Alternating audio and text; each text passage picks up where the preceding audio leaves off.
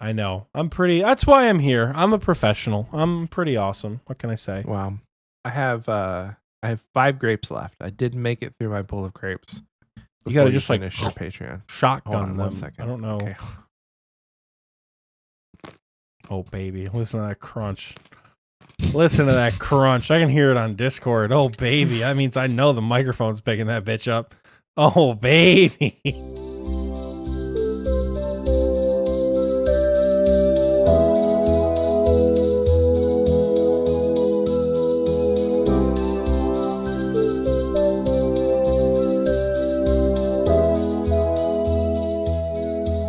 Hello, and welcome back to Xpwaste, where I would love to have a conversation with whoever decided to make a Shining Kingdom no requirement. I just want to talk to him. I just want to talk to him.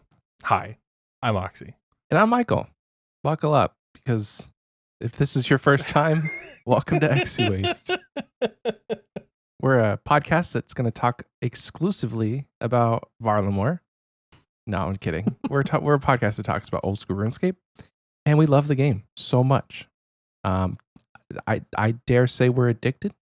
I'm addicted. Actually, I've been taking a good break, and it's been a good time. The old detoxscape. Yeah, it's the new year. Got to play a little bit less. Anyway, thanks for tuning in. We're gonna fill your ear holes with a bunch of sounds today, and those will be what we call a podcast. If you're not new around here, that intro was pretty cringe, and we know you loved it. How are you, Oxie? I'm not doing too bad. It's been a pretty solid week. I feel like I've barely played any RuneScape while logging quite a few hours. I'm 77k away from 93 mining. Oh, nice. So we're gonna get 93 mining today, and we'll make progress to 94. I'm thinking my current track should be like late February. We get 99. Unless I get the VM going, late February is probably when it's going to happen. I could, but we'll see.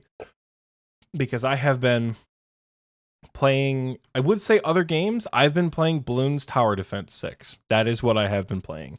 It is just such an interesting game, dude. To like detox with. I honestly it's such a simple gameplay loop that I was like, oh yeah, I'll just enjoy it for a little while.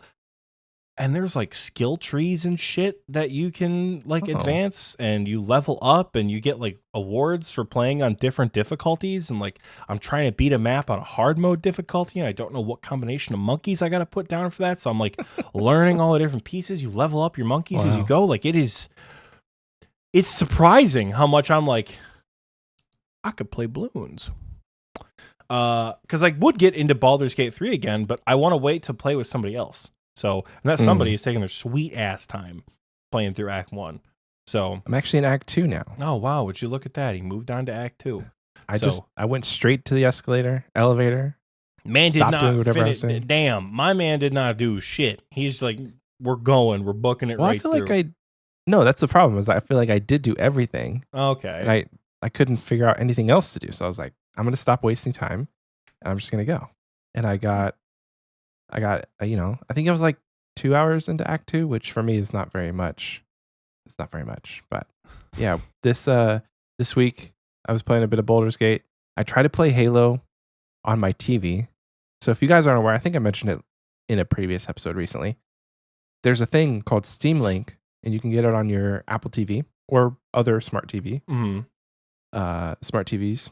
And essentially, if you have your computer on and Steam is open and it's on the same network as your Apple TV, you just connect a controller to your TV and you can play your Steam games. So I did that with Halo, and there was this very minuscule input lag, which made the entire experience just terrible. It was I would press left, and then ever so slightly, with the delay, it would feel like it was going super slow. And so I didn't have adequate react time to actually be competitive. I got a couple of kills, but it was because I'm pretty sure the people were just bad. And so I did a test where don't need to be talented if you have a rocket launcher. That's true. Or a sword.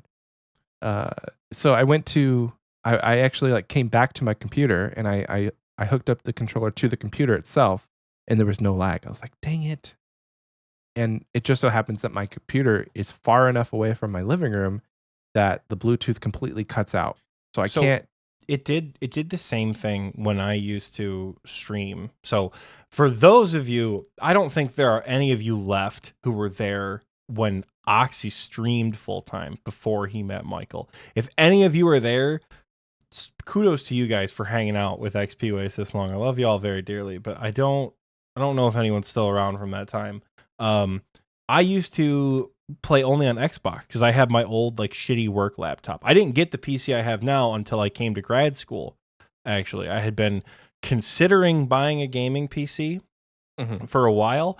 And what actually pushed me to do it was this cute girl I worked at the cafeteria with had talked about she just bought her own PC. And that was like, that's it. I'm pulling the trigger. Like, I'm getting my loan return. Because I had like looked at what I wanted for months. I just needed to like some motivation to like spend that kind of money. And that was the motivation. So shout out to my ex for motivating me to buy a gaming PC. That's Am I your ex now? Because I like convinced you to buy stuff? No, you did not convince me to buy a gaming PC. I did. I convinced you to buy a gaming laptop. You convinced me to buy a laptop. It's not a gaming laptop. It's a laptop. Oh, it's not a gaming laptop? No, it's like a Lenovo. It has like a 4080 in it for some reason, but it's a 3080, not a 4080. It has a good graphics card and good like processors, but that's just like where laptops are at these days. But no, it's not. I didn't want like a gaming specific laptop because if I have to take it to work, nothing like, in my opinion, right? This is just a personal thing. Nothing screams unprofessional than like, yeah, tell me how does that make you feel? And like an Alienware symbol lights up when you're trying to like talk to someone. Like to me, in the career field that I work in, that's not what I wanted. Now for a home computer, that's totally fine. I got the RGB for my home computer. I got RuneScape stickers all over it for all my raids, purples. So like, yeah, I'm fine with that at home, just not at work. Anyways, way back in the day, I used to stream exclusively on Xbox. But what I would do is I would go to like my laptop and I would load up OBS and I had my laptop HDMI'd into an old TV and I would have my Xbox on. And Xbox used to have like a way that you could like project through Xbox on PCs, like Xbox for Windows. You could like share what you were doing on your screen in your TV to the other screen. And I used to try to play like Halo 5 and, Ark Survival Evolved with that input delay. And I'd be like, why is it so laggy? Like, this is actually terrible. Because it was streaming just fine, but like there was input delay for me playing it. So it didn't look laggy for people, but it felt laggy to play. It's the worst. So what I ended up doing way back in the day is I would project my Xbox onto the computer, the second TV monitor that I had, and I would switch the HDMI back to that TV. Because I did like a weird finagling where I would hook my Xbox up to the monitor, and then I would just go from like HDMI 1 with the computer to HDMI 2 with the Xbox. So I'd play with no input delay, but it would be capturing on the computer like seamlessly. And that's how I played Jurassic World Evolution and all those games for years on Xbox. How I really got my like content creation start. So I do know all about that input delay when trying to play a game. When you look right and you're like a whole second later, like it's really it's not good, yeah, play on the PC if you're playing Halo. Like Baldur's Gate is one thing if there's a little bit of an input delay, because you don't really. Baldur's Gate was fine. Yeah, like there's also it wasn't anything unmanageable. Yeah, nothing in Baldur's Gate happens where you need to have a quick reaction time. Even reactions themselves are a pause menu. It's like, do you want to react to this thing? Sure. So sure. But yeah, I've been playing, as far as RuneScape is concerned, I don't think I've done anything. I think I haven't sent any raids. I haven't done any content. I promise this isn't me quitting RuneScape. This is me trying my absolute hardest to get objectively the shittiest skill out of the way first. So I just don't have to do it.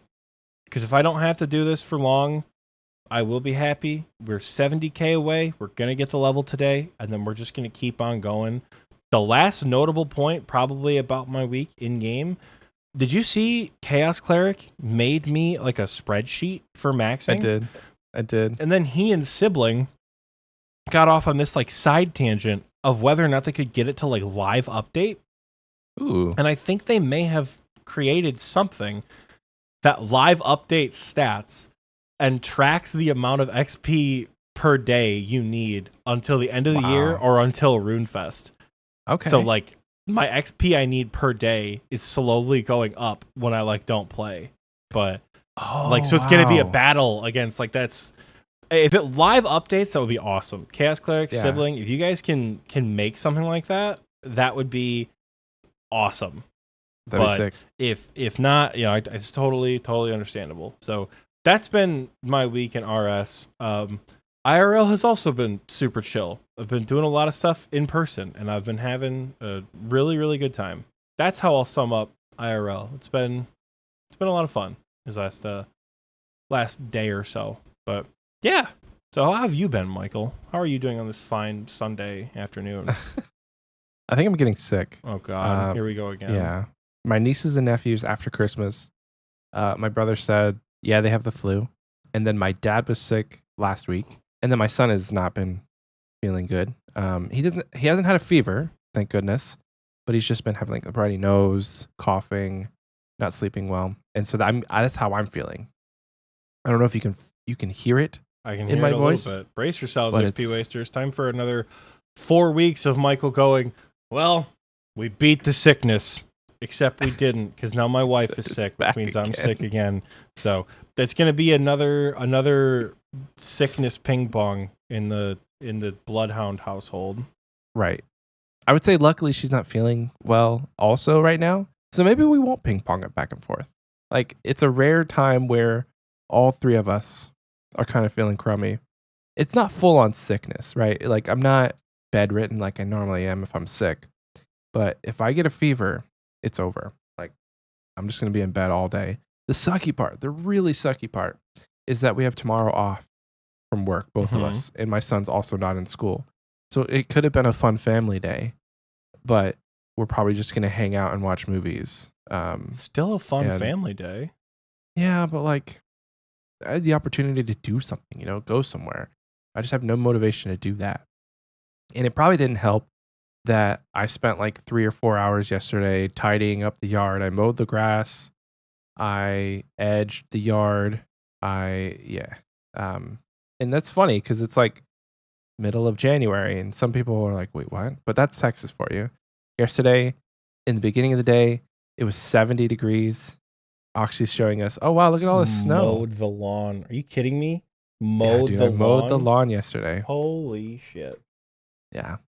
I was wearing shorts and like a thin like crew neck shirt. It was nice. It was like 70 degrees in the middle of the day. And then once the sun started going down, it got down to in the 20s or 30s. And currently in Texas, it's 18 degrees Fahrenheit. I don't know what that is for Celsius, but that's cold. Like that's in the negatives, I think, for Celsius. That's what I'm talking about. Sit down, Texas. It's 15 here in Michigan. That's right. You're not tougher than we are, you bastards. It's colder in Michigan. It's cold as hell. Like 18 for Texas is alarmingly cold. I will say that. Yeah. Like right now, there's flurries. Damn. -9 degrees Celsius, according to our Aussie boy Swole. See, that's how you know we just have a wind chill advisory. Hold on, let me look and see. Like coming up, we have it cold as hell. Coming up, we're like breaking into the negatives at the low, which is usually good because it happens at night. But like, yeah. That said, Michael, you know what a really good time to you know what a really cool thing to do right now would be? What's super cool to make some s'mores. Oh yeah. He's gotten up and walked away. I don't know if I'm going to keep this in. I have my box. Don't cut this part out this time, you shitter. You cut it out last time, and I was real disappointed. Oh. So, Michael and I got a gift from Spotify. Shout We out did. to Spotify. And I think Oh, I so you're got doing the same unboxing thing. live? Hell yeah, I am. Hell I yeah. was gonna FaceTime you yesterday, but I was on the phone with my sister, so I opted to not. I see how important I am. Yeah, sorry, you don't beat out my sister in terms of importance. Listen, you talk to your sister every day. Talk to Why you you every day just too. pop that in your ear with no warning? Yeah. Oh. Wow. God, this is so Oh, so cool. I think this will be like an extra episode for our Patreon. Is Oxie and I making s'mores and sitting. I don't know if I could like. I bet you I could make the camera like pan down with me on the floor with the blanket. That's the so cool. real logo. Look how cool this thing is. Yeah, guys, we've made it. We're content creators We've now. actually made it. This is not like a sham. This is from the actual folks at Spotify. Let's see. Instructions. Gather with others and go out into nature or find a quiet space. Probably not, because it's 15 degrees. Put on your favorite podcast, album, or audiobook. Nothing says hot date like listening to myself on a show. But I'm going to play it. And then get cozy, roast marshmallows, and enjoy a s'more or 2 or 8.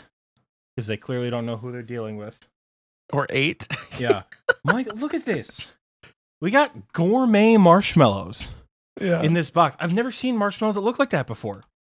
They're like handmade. Yeah, it's crazy. We've got, what is this? Fancy dandelion small batch chocolate from Tanzania. Sheesh. I'm excited about that. Got all Actually, sorts of really stuff right excited there. This about is that. going to be so good. And then look at this thing. It is a whole little whole setup. Like it's a little fire and everything. This is going to be awesome. My wife was then- saying that those are like actually expensive. Yeah. The box itself, beautiful, lined with some stuff. This looks like an instruction manual from Swoon Living.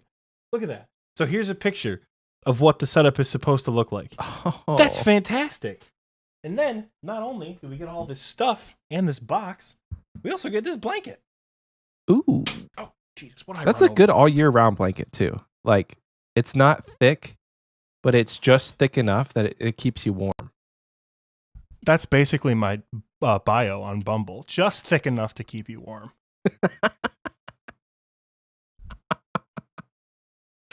I like the blanket behind your chair, by the way. Thanks. My best friend made it for me for Christmas one year. Made it? Yes. Excuse me? Oh, like they got the fabric or did they paint that? Is that an actual... Yeah, no. Sydney made a tie blanket. Oh, like, but that's the fabric though. Yeah, that it's came... the fabric. Okay. No, That's freaking cool. she's talented and does she- creative, but she's not painting dinosaurs on fabric. That's not her thing. Yeah, we got our own, like, what is this? This is shampoo. Oh, no, this is what is this? Looks like something for Michael and I to drink out of.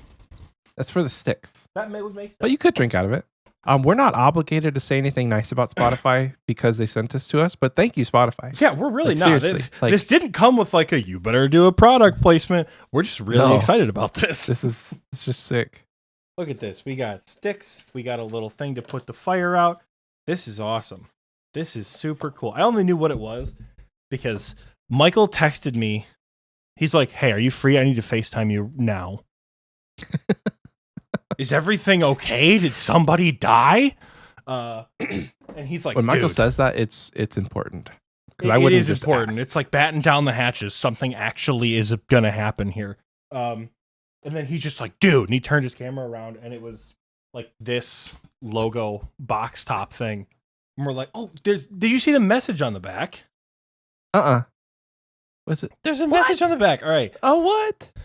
We're so happy to have you as part of our managed partner program, and we're honored to support your continued growth on Spotify. Your creativity and the countless hours you put into your work are what powers our podcasting community. Please enjoy the small token of our appreciation. The entire Spotify family wishes you a safe, healthy, and happy end of year. We can't wait to see what you do in 2024. Wow. Like, That's so cool. this is cool as hell. But yeah, I want to hang that up.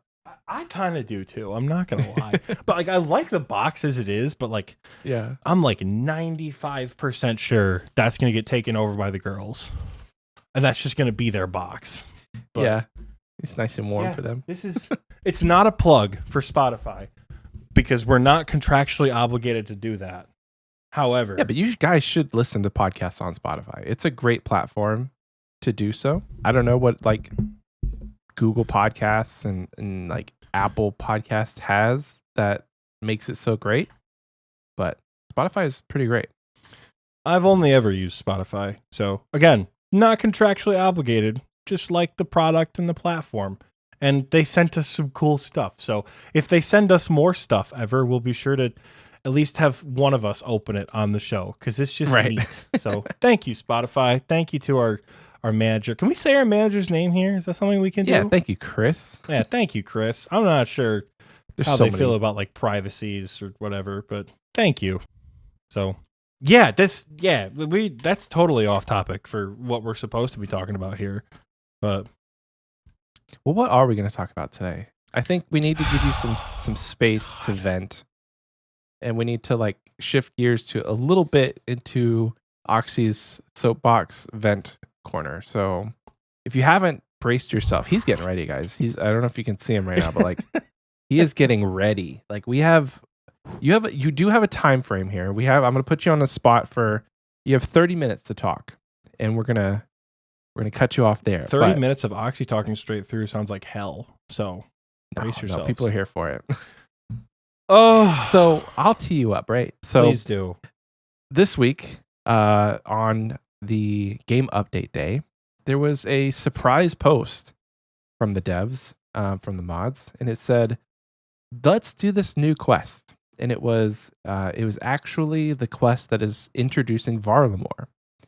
And it took me probably 10 or 15 minutes to do because I read all the dialogue. You could spacebar through it and get it done in literally 5 minutes.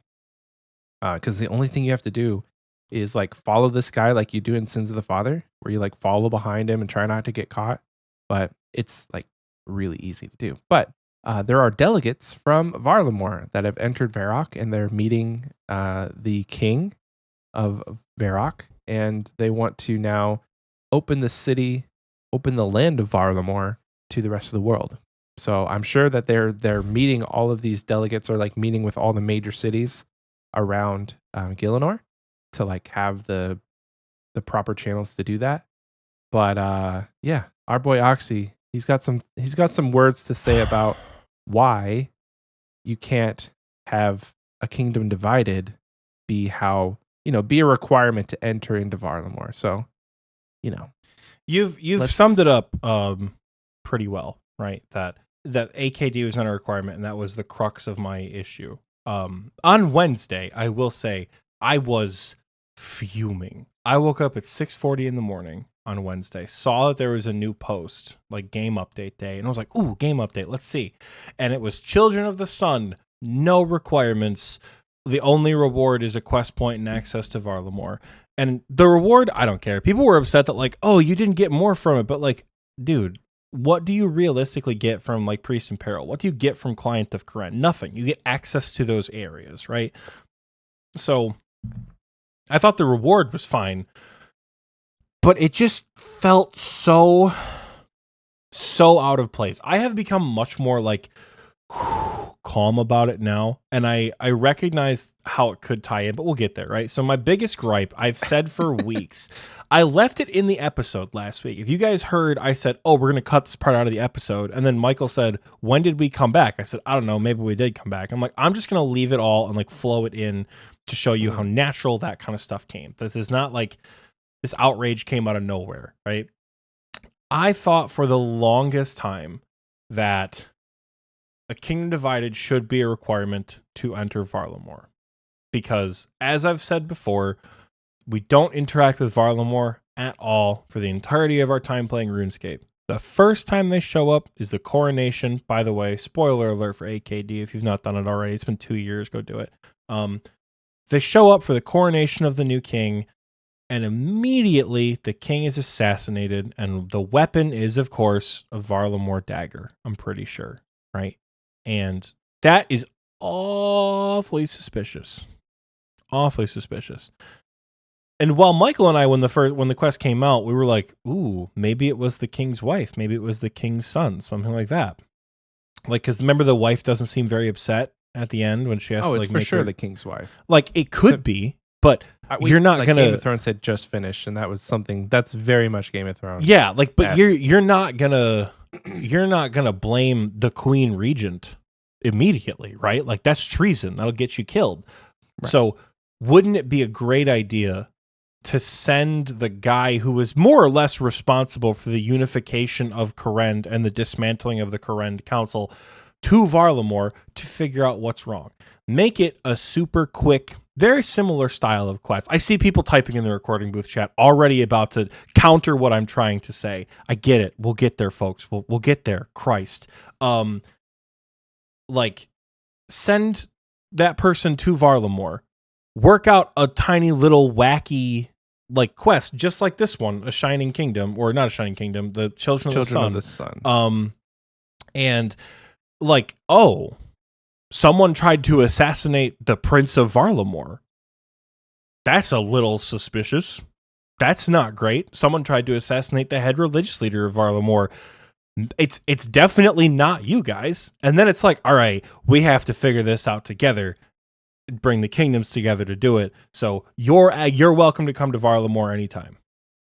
That's what I thought, how that should have progressed. Even the way this quest panned out right now, I really think it could have benefited from a single line of like, hey, King Hosidius was murdered and King Rold was there. That's why they're in Varrock. And they're like, hey, Kourend is in shambles, and because we're trying to forge relations and the king was just assassinated, we're going to maybe like open envoys and rally some forces and let people into VARALAMORE or something, right? And then the assassination attempt happens, and sure enough, look at that. It's not VARALAMORE who's trying to assassinate themselves, right? All we needed was one reference to the death of the king, and the quest could have stayed exactly the same. That was what I really think was lacking. The gameplay of the quest, I saw complaints that like, oh, it's just the mechanic from this quest. It's the mechanic of this quest. Like, dog, the game is like 21 years old. They're going to repeat mechanics. Right. Like, not every quest needs a brand new whatever. You could argue that, oh, they repeated Dragon Slayer because there's a final boss that doesn't have any mechanics besides click on the boss. You know how many quests just have enemies that are not dynamic fights, just sit there and kill it?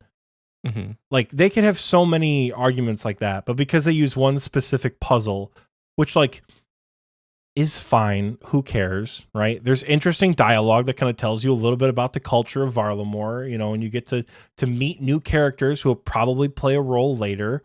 And I'd never seen the marking thing before. Marking NPCs, that was neat. That was cool. At the end of the day, for a no requirement region access quest, I think it was perfectly fine.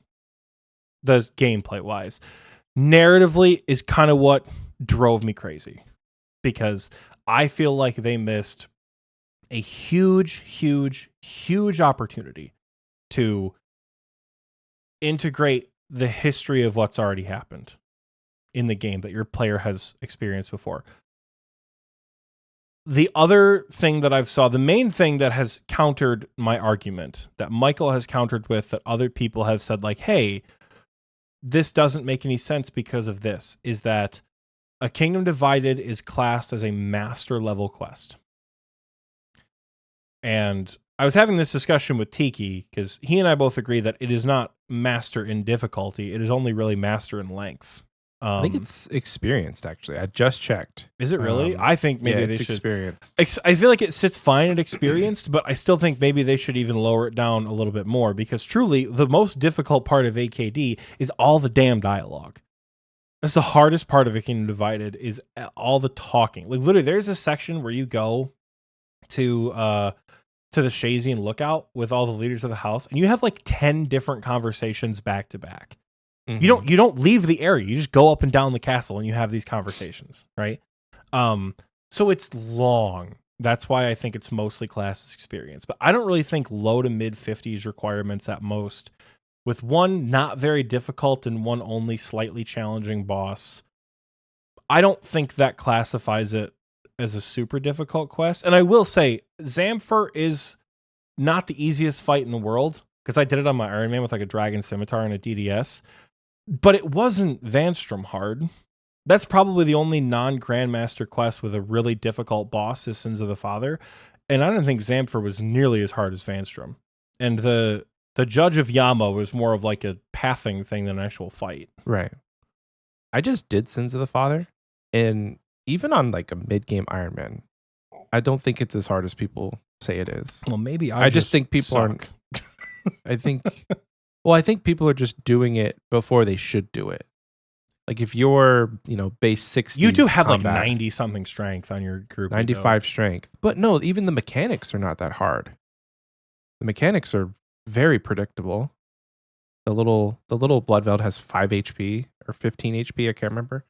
And all you have to do is turn away, and then you lead him into the blood. Like that's the mechanics. Now, what can be kind of scary is the lightning. But if you've done any sort of PVM, it feels very slow. Mm-hmm. Like I did Calvarion, and if you can do Calvarion without dying, then you can kill Vanstrom. It's not that hard. I think I psyched myself out more than I should have doing it. I had the opposite problem on my GAM. I was like, dude, I have an Infernal Cape. I'm about to kick the shit out of Vanstrom. It took me 5 tries on my group Iron Man. Really? I was in VC with Fear, and Fear was just like laughing at me at one point because I just kept having to telly out. Like I wasn't dying. I died like once or twice, but I tellied out for most of it. Wow. Because did you bring brews? Dog, I did. I brought brews. I brought food. Like I know how to fight. I know how to fight the boss. It was just so like that flail sucks so bad. I didn't have piety on the account, so I was doing like the incredible reflexes and ultimate strength. Like, it was so bad. He had a close run. Yeah, I think I got killed or had to telly out with like 10 HP left in the lightning phase. No. Like it was bad. I was really having a rough time with Vanstrom. So that's why I say I think Vanstrom is way more difficult than Zamfir.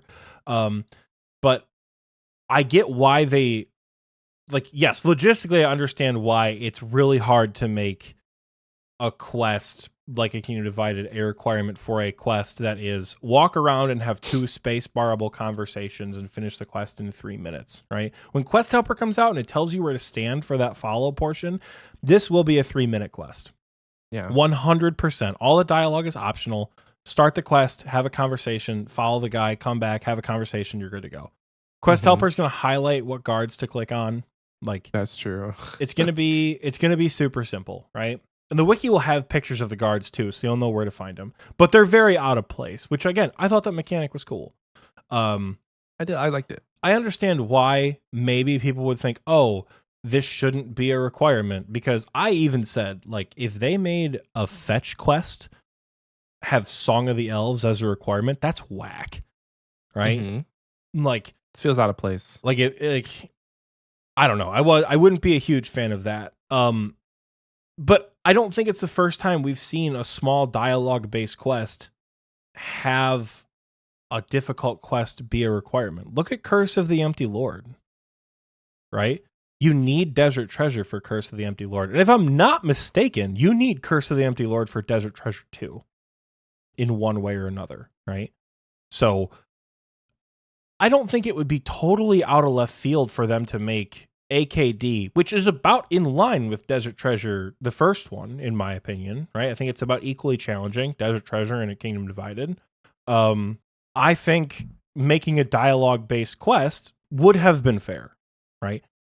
And just in the moment on the day of release when I played the quest, I just felt narratively disappointed. Like they missed a huge mark. Like the target was there. It was a 15-foot wide target from 10 feet away, and they shot at the floor. Like, you guys, it could have been great. I think it could have been very good to tie it in. Now, that said, I understand what the story team is capable of. I've played through Desert Treasure 2. I've played through Kingdom Divided. It can do some good shit. And as annoyed as I am that they would make this in my opinion, stupid decision to make a Shining Kingdom. Or I keep saying a Shining Kingdom. That's what Varlamore is called. Children of the Sun.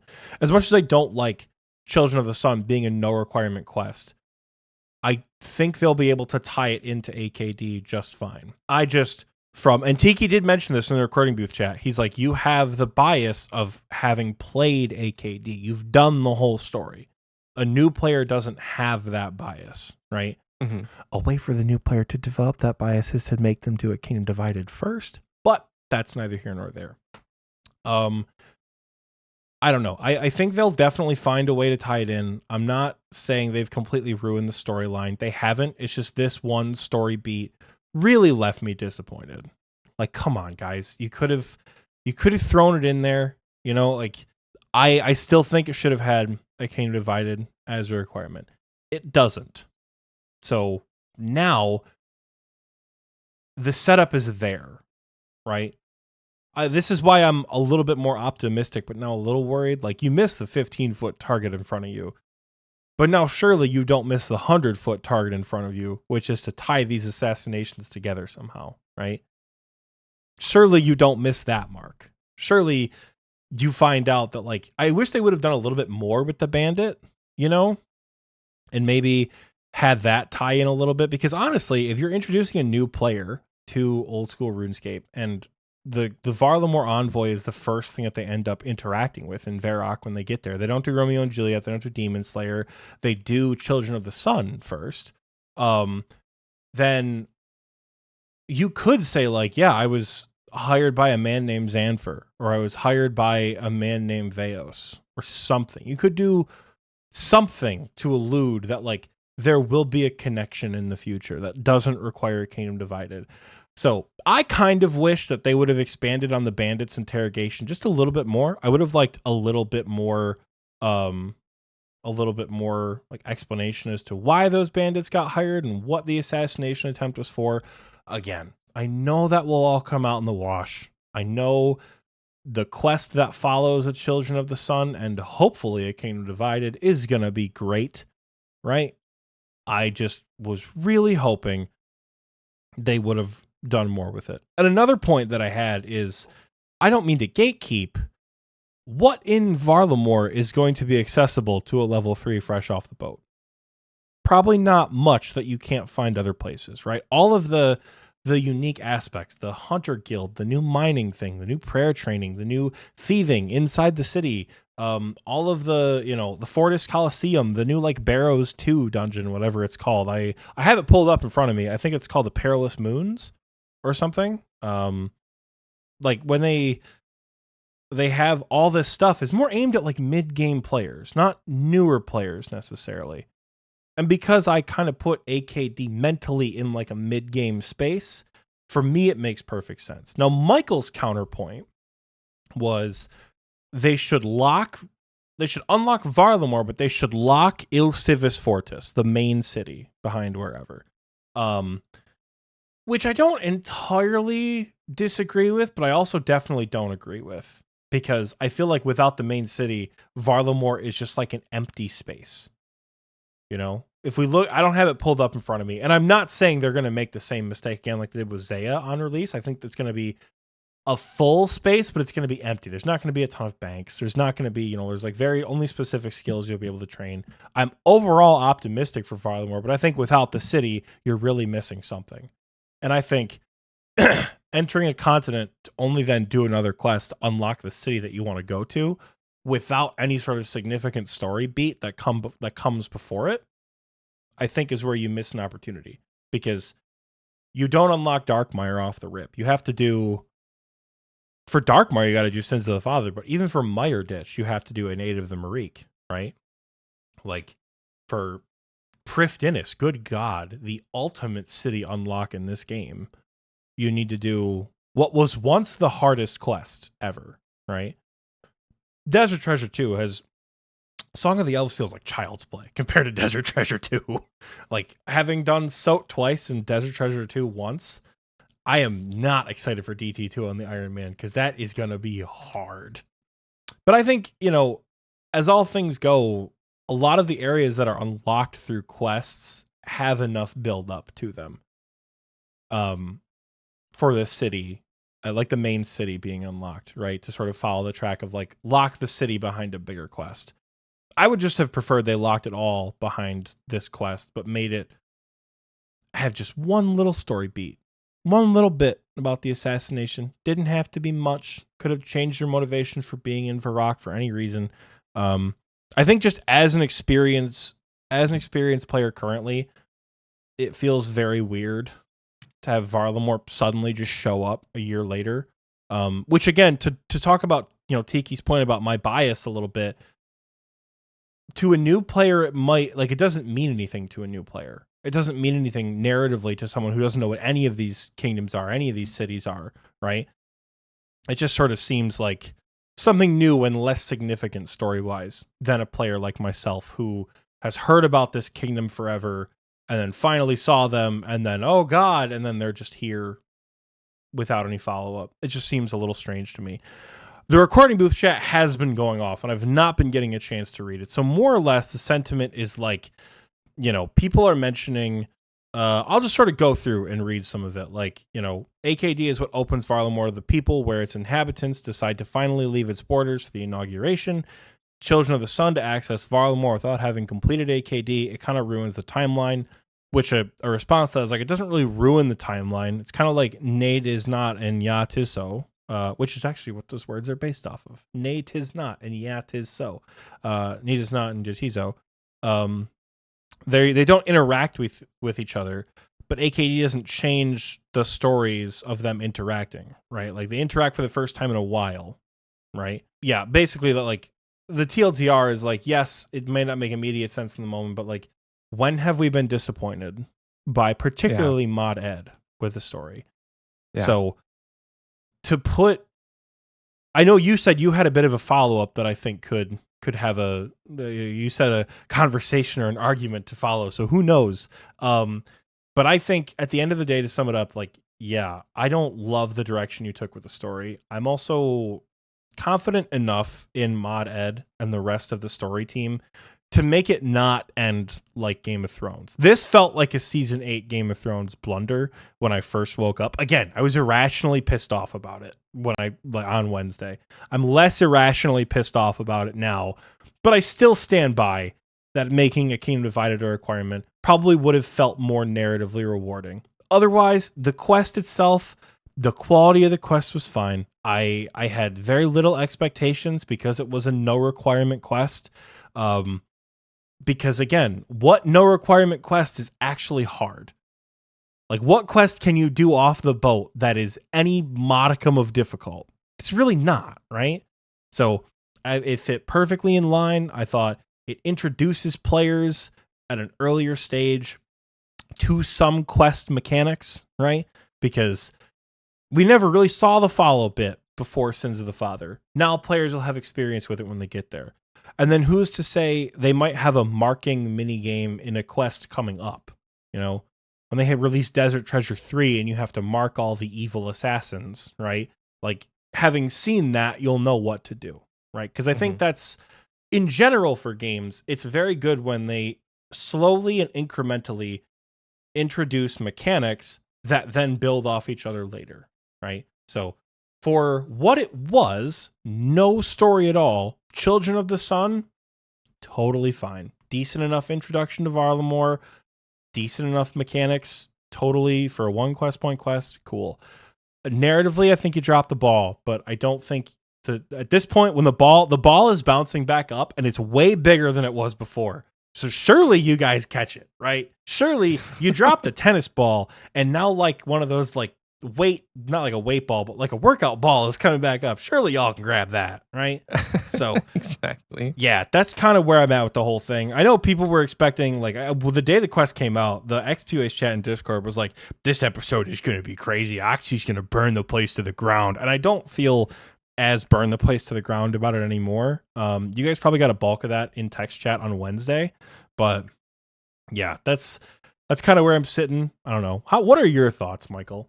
I know you were my biggest opposition. You're my biggest op for making AKD a requirement for months. And you're the one who came out on top. So how are you feeling? Slightly disappointed at your reaction.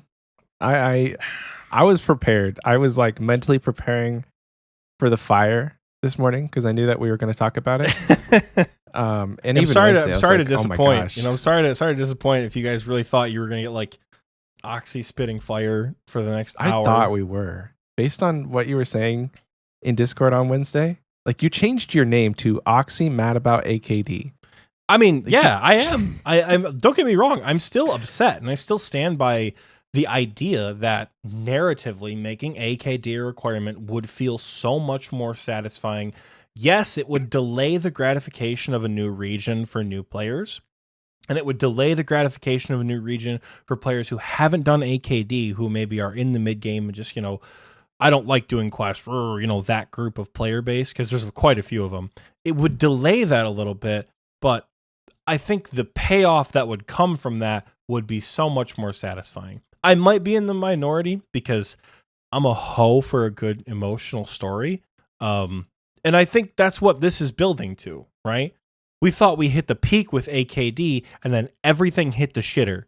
It's like we got to the top of the mountain and pulled back the curtain and there's another mountain. And at the base of the mountain we're at is a dead king and no answers, right? So I was hoping for more as someone who really enjoys the stories of this game. I do stand by what I said. I also recognize I'm not blinded by emotions to understand why it wasn't a requirement. Like, yeah, because again, if you made Song of the Elves a requirement for a 5-minute quest, that's dumb as shit, right? Yeah. I think the only point I would have to counter my own counterpoint is AKD is not the end of that storyline. Dragon Slayer 2, Monkey Madness 2, Song of the Elves, they're all the final piece of those stories, right? Like, frankly, I thought, does Night at the Theater have a requirement? I know it has a combat suggestion, but I don't think it has a story. It actually does. It requires a taste of hope to do a Night at the Theater. So, like, I don't know. It's been done before. I know a Night at the Theater. I know doing entry mode Tob and walking around Varrock are vastly different in terms of difficulty. I get that. I just also kind of think that because AKD is not the summation of the Kourend storyline, that we probably could have had it as a requirement. I still stand by what I say in Discord. I'm just not as like uncontrollably mad about it. So my counterpoint, and the thing that I want everybody to try and keep in mind, and this is what I've had to kind of remind myself too, is that and I guess I'll ask you if you can briefly answer for me. What is the point of a kingdom divided? What are you accomplishing in this quest? As like a TLDR, you're uncovering the corruption of the council, of the Kourend Council, which is like the main ruling body, and you're reunifying the 5 houses of Kourend to all be ruled under a king, kind of like in the way Zarek was a king for a while as well, right? That's the point, right? You dismantle the council and you put the new king in place. Right. So to have that quest be a requirement for a completely different land feels way, way off. Because what is the point of Kingdom Divided? It's talking about joining the 5 houses of Kourend to unite under one king. You could take VARALAMORE completely out of a Kingdom Divided and the story would be intact. It feels like maybe it was a throwaway fact that, oh, there's people from VARALAMORE here. Now, the king being assassinated with a VARALAMORE dagger is an important step, and I think you're right in the fact that this is just a quest that will have a continuation later, and the VARALAMOREans will be the VARALAMOREans will be a part of it. Involved. Absolutely, they're going to be involved. Yeah, but the fact that there were people from VARALAMORE is a throwaway fact that so many people are like, they're focusing so hard on this. You could take all of that out, and a Kingdom Divided is about Kourend. A Kingdom Divided is not about VARALAMORE. It's not about introducing the land of VARALAMORE. They just happen to be there. I feel strongly that if they do lock anything behind a Kingdom Divided, that it would be the city. It would be bigger parts of VARALAMORE. But I think that the fact that they are sending delegates and there's people coming into Varrock and wanting to open the land, it feels a lot more narratively accurate to how you introduce a land, not take this quest that makes no sense to the story, or like you take a quest that has like of the 100% of the quest, 0.5% is about VARALAMORE. And that's suddenly now a requirement to visit this land because there's like a throwaway part about VARALAMORE at the end of the quest. It doesn't make sense narratively. And to me, like the way they're doing it seems very accurate. Oh, boy, do I have a counter for you.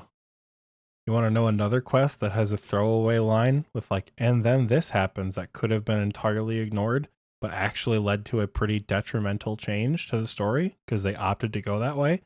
Regicide.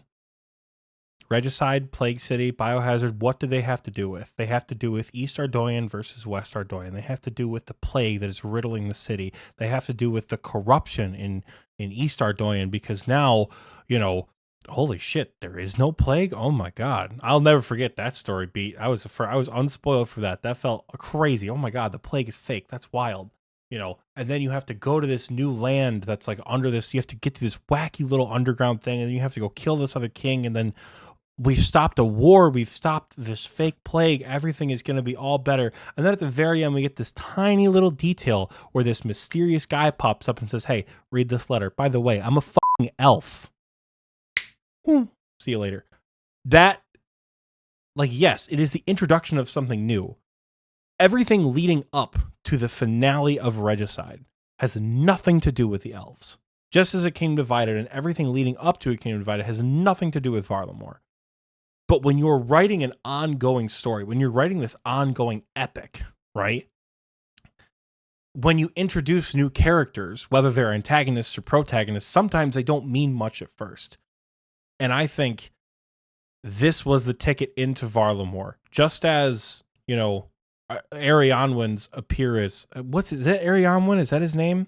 The elf? The main elf guy? Mm-hmm. Arianwen's appearance at the end of Regicide is your ticket into Letia, is your ticket into Prifddinas, more or less, right? Because once you introduce Arianwen with just like a brief little bit at the very end, the quest is not about elves, the quest is not about Zamorak, it's not about Seren.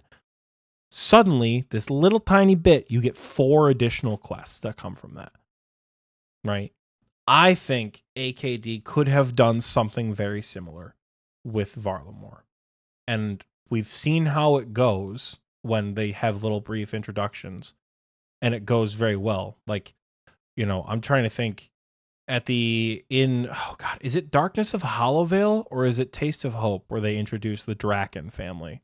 It's one of those those quests, and it's like they're all melding together. I think it's a Taste of Hope. Yeah, but like again, there's vampires, and vampires are bad. Like, yeah, obviously we don't want like vampires are bad, but now suddenly these vampires have a name. And now these vampires with a name are the main bad guys that we're going to have to fight. When Lord of Vampirium comes out, we are going to have to fight Lawernial Draken. And that is, I'm terrified that's going to be the hardest quest boss fight ever. Like, that could really be difficult when that quest finally comes out, So I don't think story-wise, the introduction of seemingly throwaway characters or seemingly throwaway factions means nothing to stories. I understand how it can make someone, I think Tiki DM'd me. He's like, does VARALAMORE not have boats? I'm like, what are you talking about? He's like, VARALAMORE can go to Mistalin on their own volition. I'm like, yeah, they can. They can do a lot of things. To me, it just didn't feel as satisfying to have it happen in that way. So I understand what you're saying, that the quest is not about VARALAMORE and as such shouldn't be a requirement to get into VARALAMORE. My counterpoint is Plague City up through Regicide has nothing to do with the elves. And look at where that leads us, I agree. But I also think that they did the proper, they had the proper setup with you can get into Ronwin, but the city that everybody wants to go to requires Song of the Elves. And that that quest is about like fighting Seren, and at the end, it's not even about I want to get into the city. They're like, you are a friend of the elves, so now you can come in. And it would make sense, like if you go and you have access to VARALAMORE through Children of the Sun, and suddenly, they're opening it up to everyone, right? You can go into the land, but since you aided in like important people not getting killed, now you are the one who can enter the city, and you like have to maybe, like convince politically, what's the point of sending an envoy? Hey, to the land. Hey guys, you can go stand. Like, imagine being like, "Hey, here's land. your visa. You can come into the United States of America, but if you set foot in New York City, you are screwed. You have Ellis Island and the surrounding fields of the New York State, and not New York State. Like the reason why Prif and Darkmire had requirements is because Prif and Darkmire did not exist before those quests came out. Yes, I know Prif was on the map since 2006. There was nothing there before those quests came out. So yes, the new quest unlocks these new cities with a whole bunch of stuff. But if you say, hey, everyone is welcome, but you can't come into our city, now you don't make any narrative sense. I think that is a common thing. Like there's walls around cities for reasons. Not just because you have access to the land, it doesn't mean you're invited into the city. Just because you can go to Turanwen doesn't mean you have access to. Okay, narratively, when you first get to Turanwen, you don't know elves exist. When you first get there for Regicide, you're around the forest. You don't know elves exist. And then an elf shows up and is like, by the way, it's way more fucked up than you think it is. When you first get to Darkmire, or when you first get to Mauritania, you have to go through a lot to even find out who the Drakens are to get to Darkmire. And you already have to explore the shittiest navigation quest in the game with Darkness of Hollowvale to get through Mire Ditch. And you're aiding this organization the entire time. Like, it doesn't make political sense for me for a nation to come to another nation and say, hey, you're welcome with open arms, but only outside the city gate. That doesn't make a lick of sense to me, dog. You're like unpacking that. That was just a throwaway line of like an example of something. I don't know. Like, I'm not writing these quests. Neither of us are. That said, Jagged, if you want me on the story team, it is my dream to write fantasy stories. I've been listening to, like I said, that world building podcast, the Atlas Loom. God, I want to run a campaign so bad because I do have so many story ideas. So Jagex, if you want someone else, Mod Oxie, Mod B, whatever you want to call me, let me know. I can coordinate with you. I'll change my sleep schedule. I'll do it. I'm crazy. It'll be awesome. Crazy. I just think at the end of the day, we need to trust Mod Ed, and we need to trust like the developers in the fact that like they're going to do this quest right, and they're going to do the release of VARALAMORE just fine. Whether it includes a Kingdom Divided is not going to take away from the content that we get access to, and it will make sense. I trust that it will make. I'm sure it is going to make sense. I'm just saying, for your point specifically, making the city barred off is dumb at this point. It's open the whole thing. Maybe if you the Colosseum is locked behind a Kingdom Divided. Maybe there's a quest to get into the Colosseum specifically. Maybe you can access parts of the city. Okay, but like again, here's the thing: the Colosseum is not designed for players fresh off the boat. At the end of the day, you want to know what the Colosseum is there for? For the high level community to have something to bite into. And so that's what makes nobody cares. That's why having an experience quest be a prerequisite for another quest. Because like we said, we're not going to make a fetch quest have a Kingdom Divided be a requirement. So, but we had the opportunity to, is the point. I think at this point, the cat's out of the bag. Open the damnation for people now.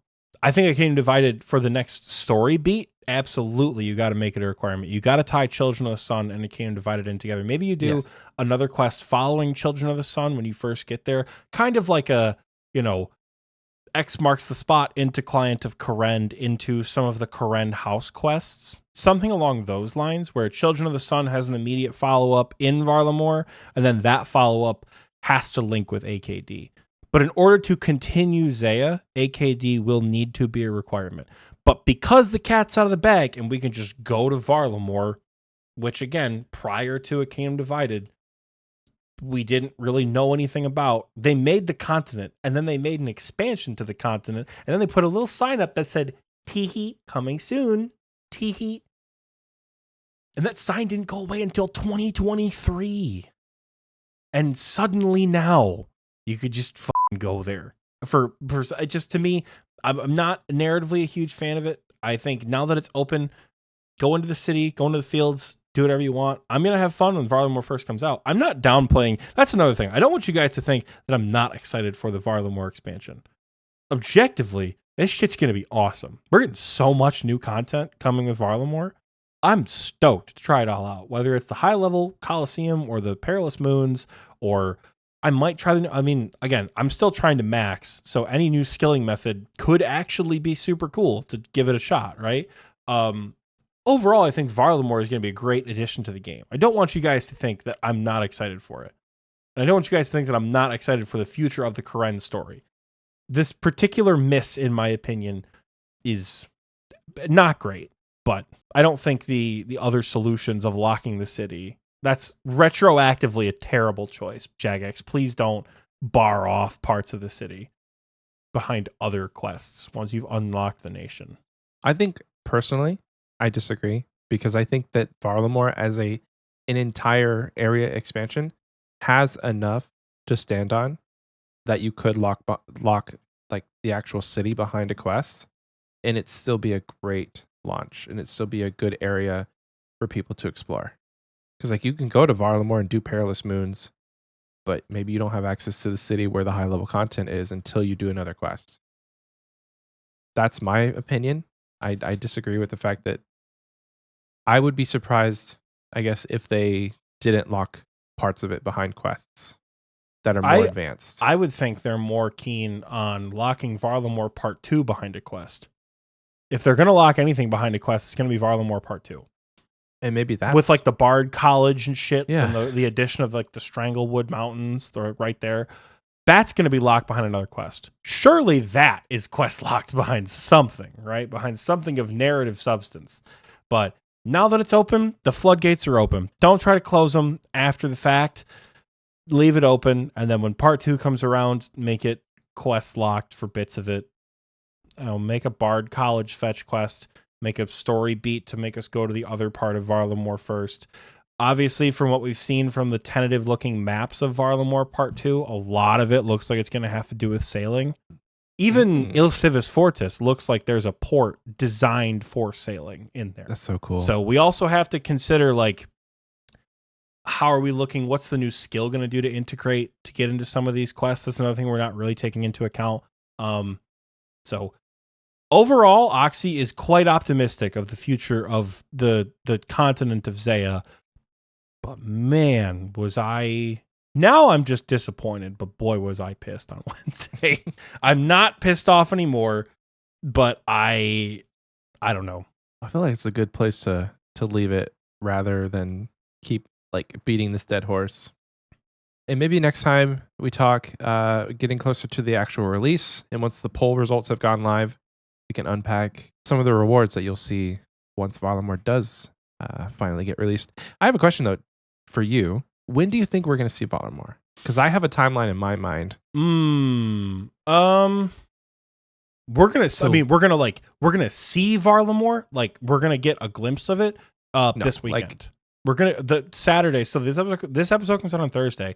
Saturday the 20th at the Winter Summit. We're gonna see. They're gonna show VARALAMORE. They're gonna show gameplay footage of it. 100%. When can we walk in? I mean, yes, see it. But like, when do you think we will be? When do you think we will have access? Honestly, to enter VARALAMORE. Well, they delayed the poll, so I would think the earliest is like January 31st. I think because if they didn't delay the poll and they just let it go live and do it as its thing, I think we could see it the Wednesday after the Summer Summit or the Winter Summit on the 24th, because that is totally in line with Jagex's summits to be like, here's this awesome thing that you can interact with in just a few days. Like, that would be hype as shit. So I think as earliest we're going to get it is the very end of January at the absolute earliest. But I wouldn't be surprised if they pushed it to mid-February, because at the end of the day, at this point with games, if it takes a little bit longer, so be it. Let it take a little bit longer. Please don't rush it out, which I know they're not doing. But if you need an extra week to make something not be a piece of shit on launch, take it. Take that extra week. So I think it's earliest to the end of January. What about you? So I think it's going to be like 2 weeks, 2 to 3 weeks, which is, again, close to the end of the month, like you said.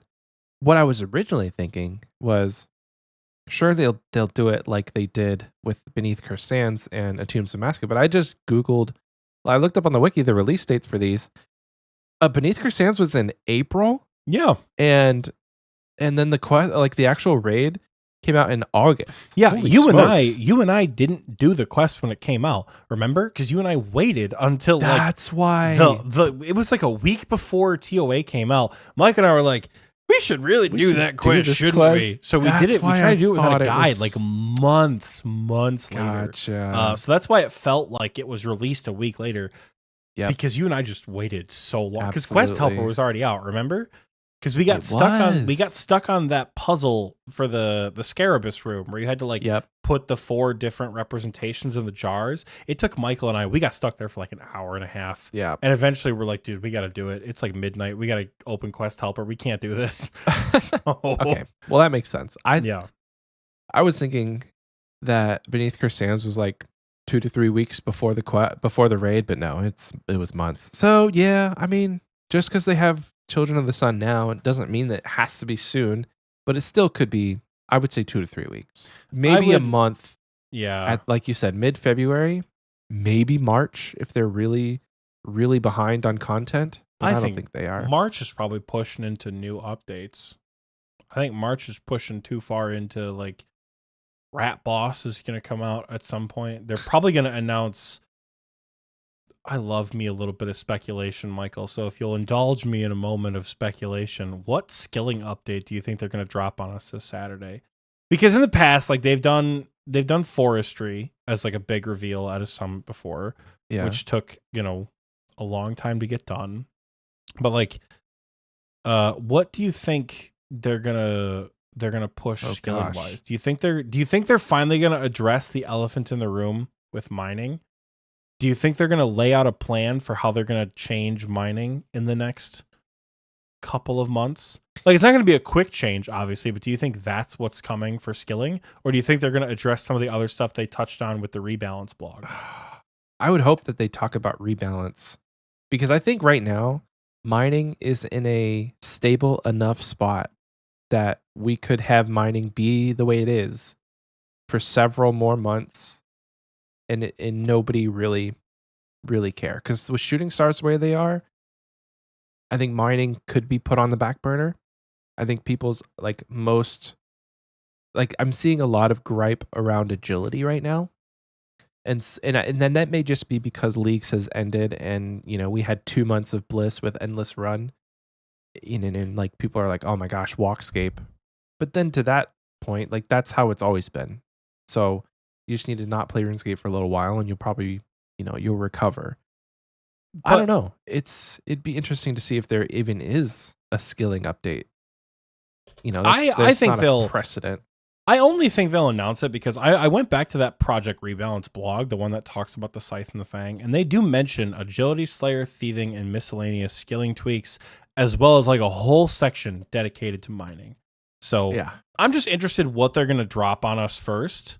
I think, D4 Drake says agility and runecrafting suck still, even with Hallowed Sepulchre and Guardians of the Rift. I don't think that's entirely true. I think Guardians of the Rift and Hallowed Sepulchre have made enough of an active, engaged turnaround for both of those skills that they are not as bad as the original intended training methods are. And I think they need to make changes to mining to make what exists for mining more accessible along those lines. Again, you know me, accessibility is not always the answer, But there are some pieces like we've discussed, and I think it's like in this blog. Like, let's get a Volcanic Mine Mass World going. Let's get multiple games going at one time. Let's make it so Volcanic Mine scales better. Let's make it so Volcano gets more XP. So I'm hoping those changes are what come first. New XP rates. I think if you change mining to be less miserable, you will see different XP rates. Just like with Guardians of the Rift. Like, Guardians of the Rift is not game-breaking XP. It's not nearly as much as Lava's, but it's way faster than other methods. At least it feels like it because you're doing something. You're also compensated for doing it too. No one gives a shit about air runes when you're 96 rune crafting, right? But you're getting rewards, you're getting collection log slots.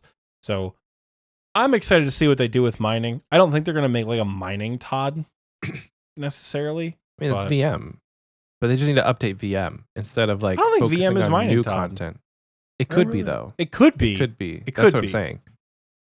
So, yeah, I would think they talk about mining just because it's gotten so much attention in the last couple of months. And I think the tweaks with agility, like, I know Fear in the recording booth chat sent a gif of a cat throwing up because he's training agility right now for maxing. And I imagine if that's the only thing you're training, it sucks because I'm only training mining and I'm having a horrible time. But I think there's enough. That's the thing. Is there enough content for agility to justify it? There's rooftops. There's other various courses like Wilderness and Werewolf, and then there's Hollowed Sepulchre. Am I missing anything else for agility training? I think Penguin. Oh yeah, Penguin's not bad for the pet. Werewolf. I think like even those are dead content. Not really. Penguin's got a really good pet rate. People do. I don't know if Werewolf is worth it, but pet. It's not good for Penguin, training though. Yeah, it's not great. There's Monkey Agility. There's Brimhaven Agility Arena. I think agility just feels bad. Like you're only doing it because you have to. In most cases, like I saw on Reddit recently. I've been on Reddit a lot this week, like because I was trying to see if anybody was talking about AKD not being more tied into VARALAMORE, and like nobody's talking about it. Not that I've seen on Reddit any like major conversations. And maybe because of that, I'm an outlier. Who knows? But yeah, there's not a bunch of outrage like I thought there would be based on Oxie's reaction. But one post I did see caught my attention. It was saying that agility needs, and this is going to probably sound pretty insane that I agree with this. Agility needs the same treatment that firemaking got. Firemaking got an extremely chill method that garners a lot of XP per hour because it's useless. Agility, at the end of the day, once you get to a certain level, it's pretty useless. Once you have graceful, once you have stamina potions, once you hit like 80 something agility, you don't really need 99. And so to have it be such a gate-kept, not even gate-kept, have it be such a miserable training experience for minimal gain is quite bad. So the person was talking about just make it fast because nobody likes training it anyway. So what's the point in keeping it such a miserable skill? At least with rune crafting, you have a money making method that is tied to your level. And so, you know, it kind of makes sense that it would be sort of hard to train so that money making method doesn't get devalued. But again, agility is just useless. Yeah. And I think that having it be reworked to make it a faster skill, a lot of people would be for that. Yeah, I'm not opposed to making it. I mean, you know me, I'm opposed to making it like Winter Todd level fast. But we could up the XP per hour by like 10k per course. That'd be fantastic. I think the solution I would prefer is just to make agility more useful. There's a big call to remove run energy because people have kind of suggested that like run energy is a very outdated mechanic. It really is. And I don't know if I agree or disagree with that because the only thing I'm thinking of is like run energy is important in some instances, right? Like run energy, if you didn't have salts, run energy, you couldn't butterfly at Akka, which I don't understand was not an intended method. People just found that out. You know, without a stamina potion, you know, you have to manage run energy at like Bloat, for example. You have to manage run energy at Verzik, for example. Like when you do solo chambers, you have to manage run energy. So I think because it's in the game, players have found ways to work around it. But I don't think it is a very big gameplay bit. But Tiki does say if you remove run energy, you invalidate all of rooftop agility. I don't know if you invalidate rooftop agility, but here's the question: like, how else do you train agility? I think rooftops are a perfect training method, but you would certainly take away the reward of graceful having any use at all in the game. And then what do? Remove graceful? Graceful? How do you remove the graceful set, right? Like, how do you remove all that stuff? Stamina potions also don't have a value anymore. So then what do you do with the Ring of Endurance, which is the main reward from Hallowed Sepulchre? I'm saying you take away one thing and the entire skill crumbles. So I don't know if removing run energy is the best choice right now. I think a better choice would be, let's make agility's impact on run energy so much more than what it is. Because so the way, as far as I understand it, right, at 0 agility, your run energy drains really quick. But the more your level increases, the slower your run energy drains. 25, I think, is the first big one. 50 is a huge jump. And then 70, you go up a little bit. And then from 70 to 99, you plateau. I think what would be much better is if once you got to 70, every level made it so your stamina, you're fast as fuck, boy. You're not losing run energy at all. I think with higher agility levels could unlock the potential to rest, right? Here, congratulations. Here's 80 agility. Now you have the ability to rest, where you can just like rapidly regain run energy. Sit down. They have it in RS3. Do a little Halo shield recharge, and then boom, your run energy is back, and you can get back to doing whatever you're doing. Maybe restrict it in some parts of combat. Maybe don't. Who knows? Maybe make that part of combat now, where you have to rest in the middle of a fight. Or maybe you can't rest in combat. Who knows? Yes, I wouldn't be opposed to, like I said, 10 or 15K per hour extra at courses, because it is miserable. But I think much like mining, it's miserable because there's no point. There's no reward at the end, which is why firemaking got the treatment that it did. Yeah. Right? And I think instead of making it a 200K per hour skill to train, let's make agility really rewarding. Let's add like 500 more shortcuts. 500's a lot, but like, let's make a lot of shortcuts in the game that require, I think we really start to fall off of shortcuts at like 85, I think. Like if we look at shortcuts, they're pretty thorough up until about 85. No, they're thorough up until 90. Like every level is a shortcut. Let's make the higher levels of agility worth something. You get to access an area quicker. I don't know an example of this. Maybe this could play into VARALAMORE. Maybe this could play into reworks of areas. Let's add more shortcuts. Let's add more permanent shortcuts so you don't have to like bring a rope to every time. Let's maybe at 90 agility, you can jump so far because again, it's a fantasy game. You can jump so far that you no longer need a grappling hook. You can just like jump on top of a wall because your character, or you can parkour up there because you run on rooftops all day long. You have 96 agility. You can do that, I think there's a lot of room to make agility more enjoyable. And I think you're right. Taking away run energy would really fuck up the program right now.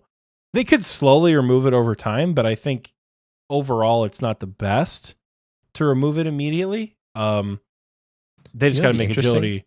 They got to make agility again. Once you hit 70, every level after 70, you're not running out of energy at all. Like at 99 agility, you should only have to take a sip of stamina like at Zuck.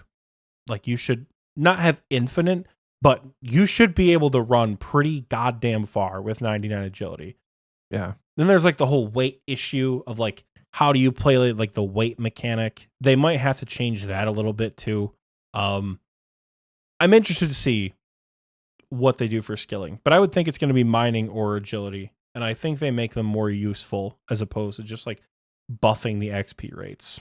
But that's what I hope anyways. Fair points. the two things that I would change if I had the control to change agility, don't remove run energy, because like I said, the whole skill would just crumble, and you would just need to remove the skill at that point. Yeah, there's no run energy. There's genuinely no point. So two things they could do is truly make encumbrance a thing. Like in other games, you have unlimited run until you hit a certain point with your weight, and then you're forced to walk unless you drop things. So they could make encumbrance a true mechanic to where up into a certain weight, you can have infinite run. You can run however you want. And then they balance gear weight to make it so if you want the best in slot, or if you want the best method available, you have to take stamina potions, because now your run energy is draining. Not that you're forced to walk. It already does kind of until you hit that. a certain weight. It kind of does that, like, yeah, but no. Torva is heavy. Like if you look at like a max chambers setup with Torva and Shadow and all that stuff, like you're like a over 65 kg. 65 is the cap. So like if you fill your inventory with like anchors and kegs and shit, and you have like a 500 kilogram character, 65 kg is when the game caps out. It's like you are the heaviest you can be. Mm-hmm. So it already kind of does do that. But it's not as dramatic. Yeah.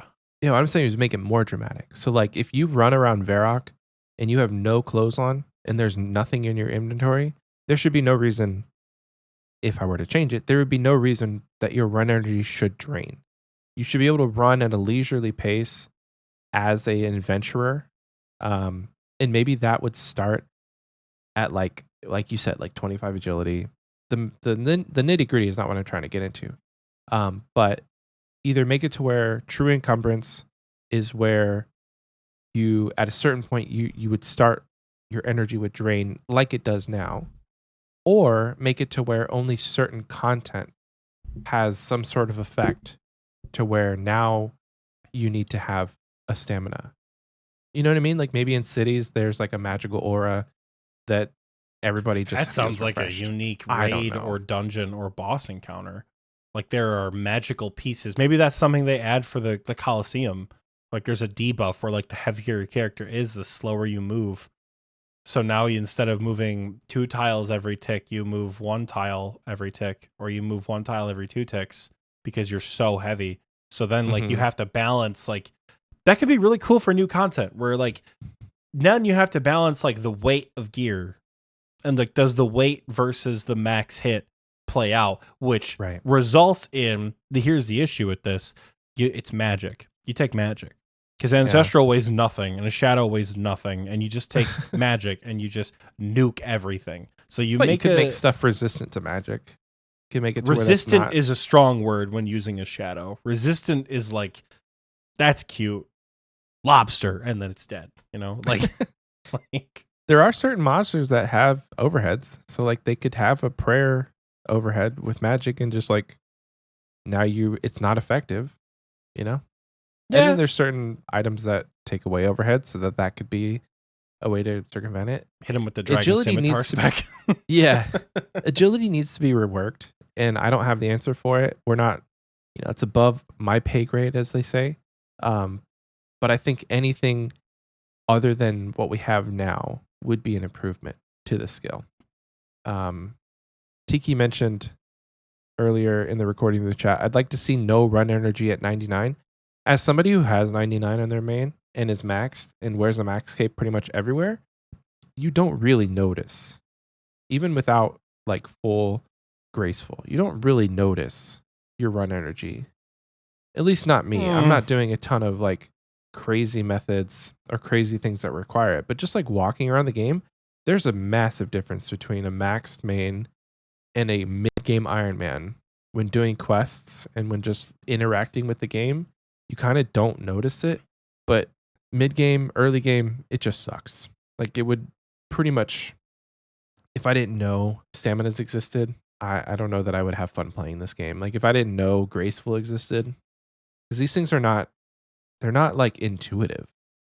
It's not intuitive that you would think, oh, I need an armor set or a piece of clothing to reduce my weight, or I need to have a potion that reduces my run energy drain.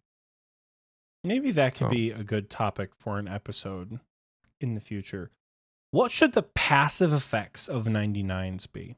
What, like, if Oh we gosh, gave we could get into that. if we gave That'd be fun. 23 skills at 99 passive effects, we're not going to do that right now because we'll be here for 6 hours. We But should like, do that on our extra episode, our Patreon episode.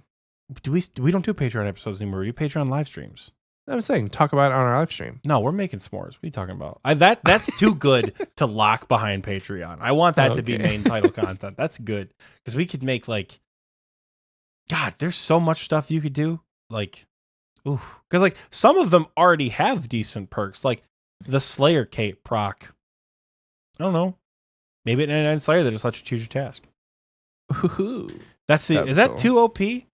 Consider that for a bit. I don't think it is. Is that too But OP? we should Anyways. save that conversation for 2 weeks from now. or 3 Indeed, weeks we from will. now, whatever. We'll save that for an episode here in the future. It seems like though we've done our fair bit of speculating, we've done our fair bit of complaining. You've gotten everything you intended from an episode of Xpwaste. You have received. You have received Oxie complaining, Michael countering Oxie's complaining. You've gotten wild speculations that may or may not pan out, and you've got an inevitable reaction coming up this Saturday where Oxie and Michael go, "Damn, we really did miss the mark, didn't we?" Because that's what happens every time the Summer Summit comes out. We expect one thing, and we just get hit out of left field because Michael and I really aren't that good at predicting what's coming. We're gonna head off to a little bit of a commercial break. So please enjoy this likely reused commercial. And we'll catch you guys in a little bit.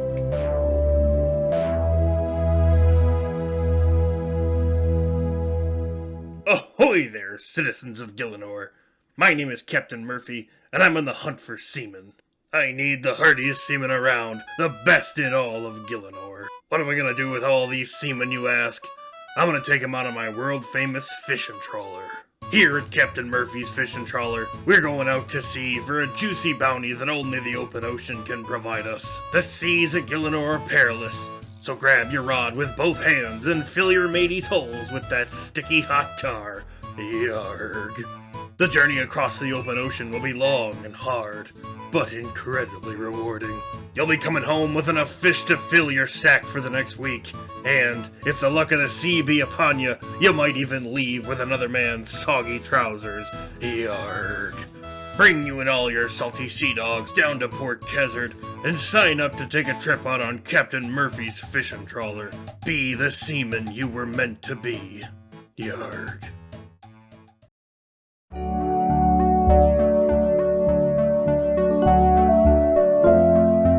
Welcome back. I hope you enjoyed that commercial because I know that I sure did. It's time. It's the time that everybody loves. It's Patreon time. It's where we shout out our patrons, the lovely folks who support us at the King Black Dragon tier and the brand new folks who join the Wise Old Man tier. You get one shout out. Everybody gets one now from Wise Old Man. And this week we have Zward Wolf. You get your one. Thank you for your support at the Wise Old Man tier. Join us in the recording booth chat sometime. We'd love to have you because that is, without question, the best perk probably of our Patreon in total of that tier is the recording booth chat.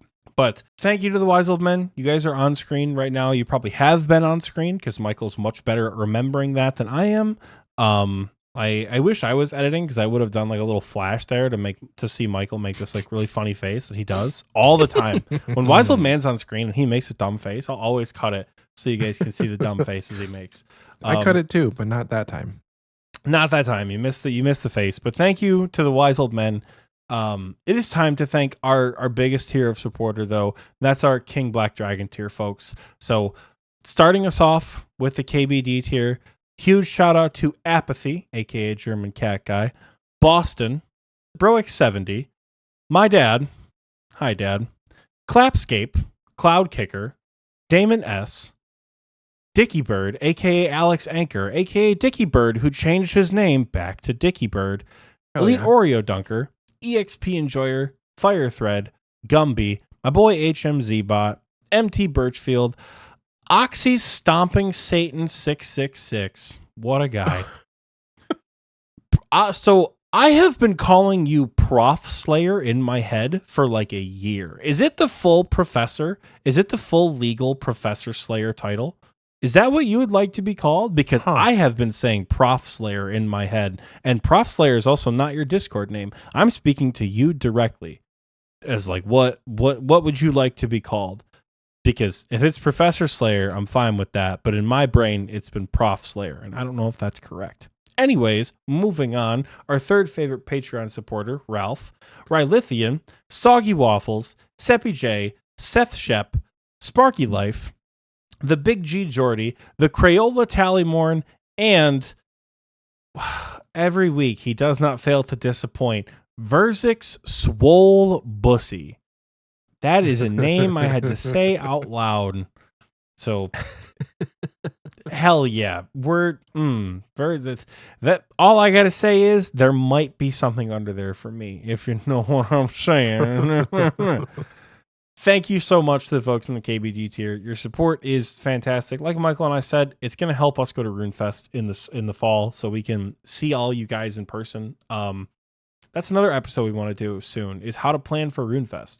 If you've never traveled internationally before, how to plan for an international trip, what the best ways to fly cheaply are if you don't need to fly cheap, some good options that because money is subjective to everybody, right? Like for me, what I could find expensive is just a Tuesday for somebody else, or vice versa, right? So finding ways, like even if you're on the higher end or the lower end, how can you get to RuneFest? And what's the best way to travel there? Because Michael and I have done our research, and we're going to continue to do more research. And once we kind of lock in what we're doing, we'll give you guys a bit of an outline. It will mostly be directed for our North American audience, though we'll try to throw some tidbits in for folks both in Australia and in Europe, though considering we don't live in either one of those places, we're probably not going to be as helpful.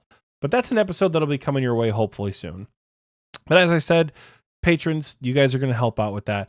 If you want to support at any tier for as low as $0 a month, follow us on Patreon, pay us $1 for a Gnome Child tier, do whatever you guys want to do. Shout out to the Gnome Children, by the way. Head over to patreon.com/Xpwaste to support to whatever your heart's content is. We appreciate all of you guys, even the ones who just follow us for free. We do, I love seeing the new names pop up. So we do appreciate you guys. I'm going to stop promoting now, and I'm going to send it over to Michael, who is going to hit us with the question from the community that has been answered by the community. Wow. What a tee up. I know. That's why I'm here. I'm a professional. I'm pretty awesome. What can I say? Wow. I have 5 grapes left. I did make it through my bowl of grapes. You got to just finish your Patreon. Shotgun them. 1 second. I don't know. Okay. Oh, baby. Listen to that crunch. Listen to that crunch. I can hear it on Discord. Oh, baby. That means I know the microphone's picking that bitch up. Oh, baby. Don't even laugh.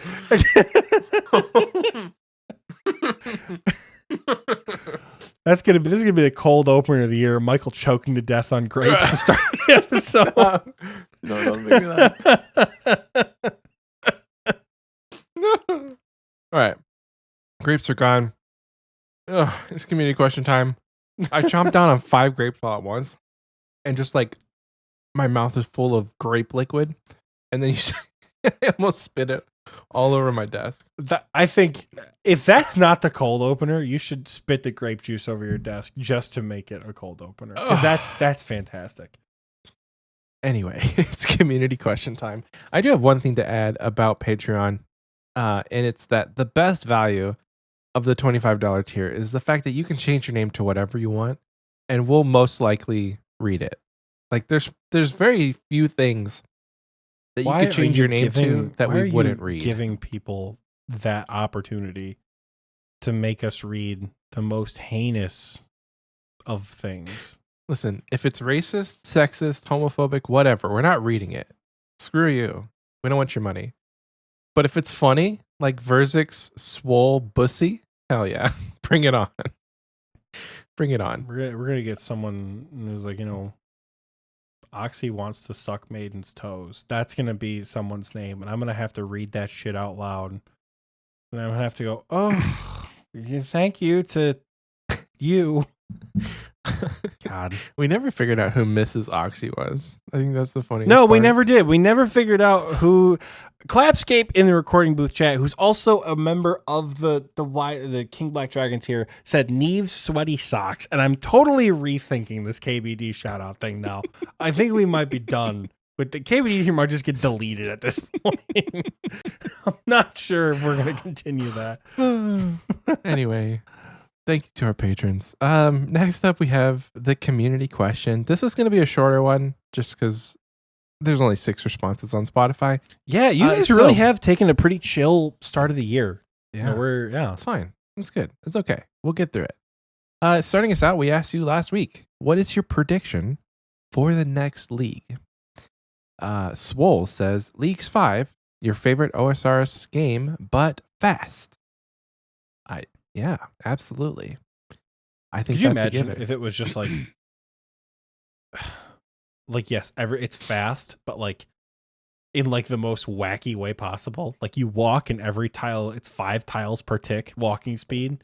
It's like, like moving you're the around the map Flash. like super quick.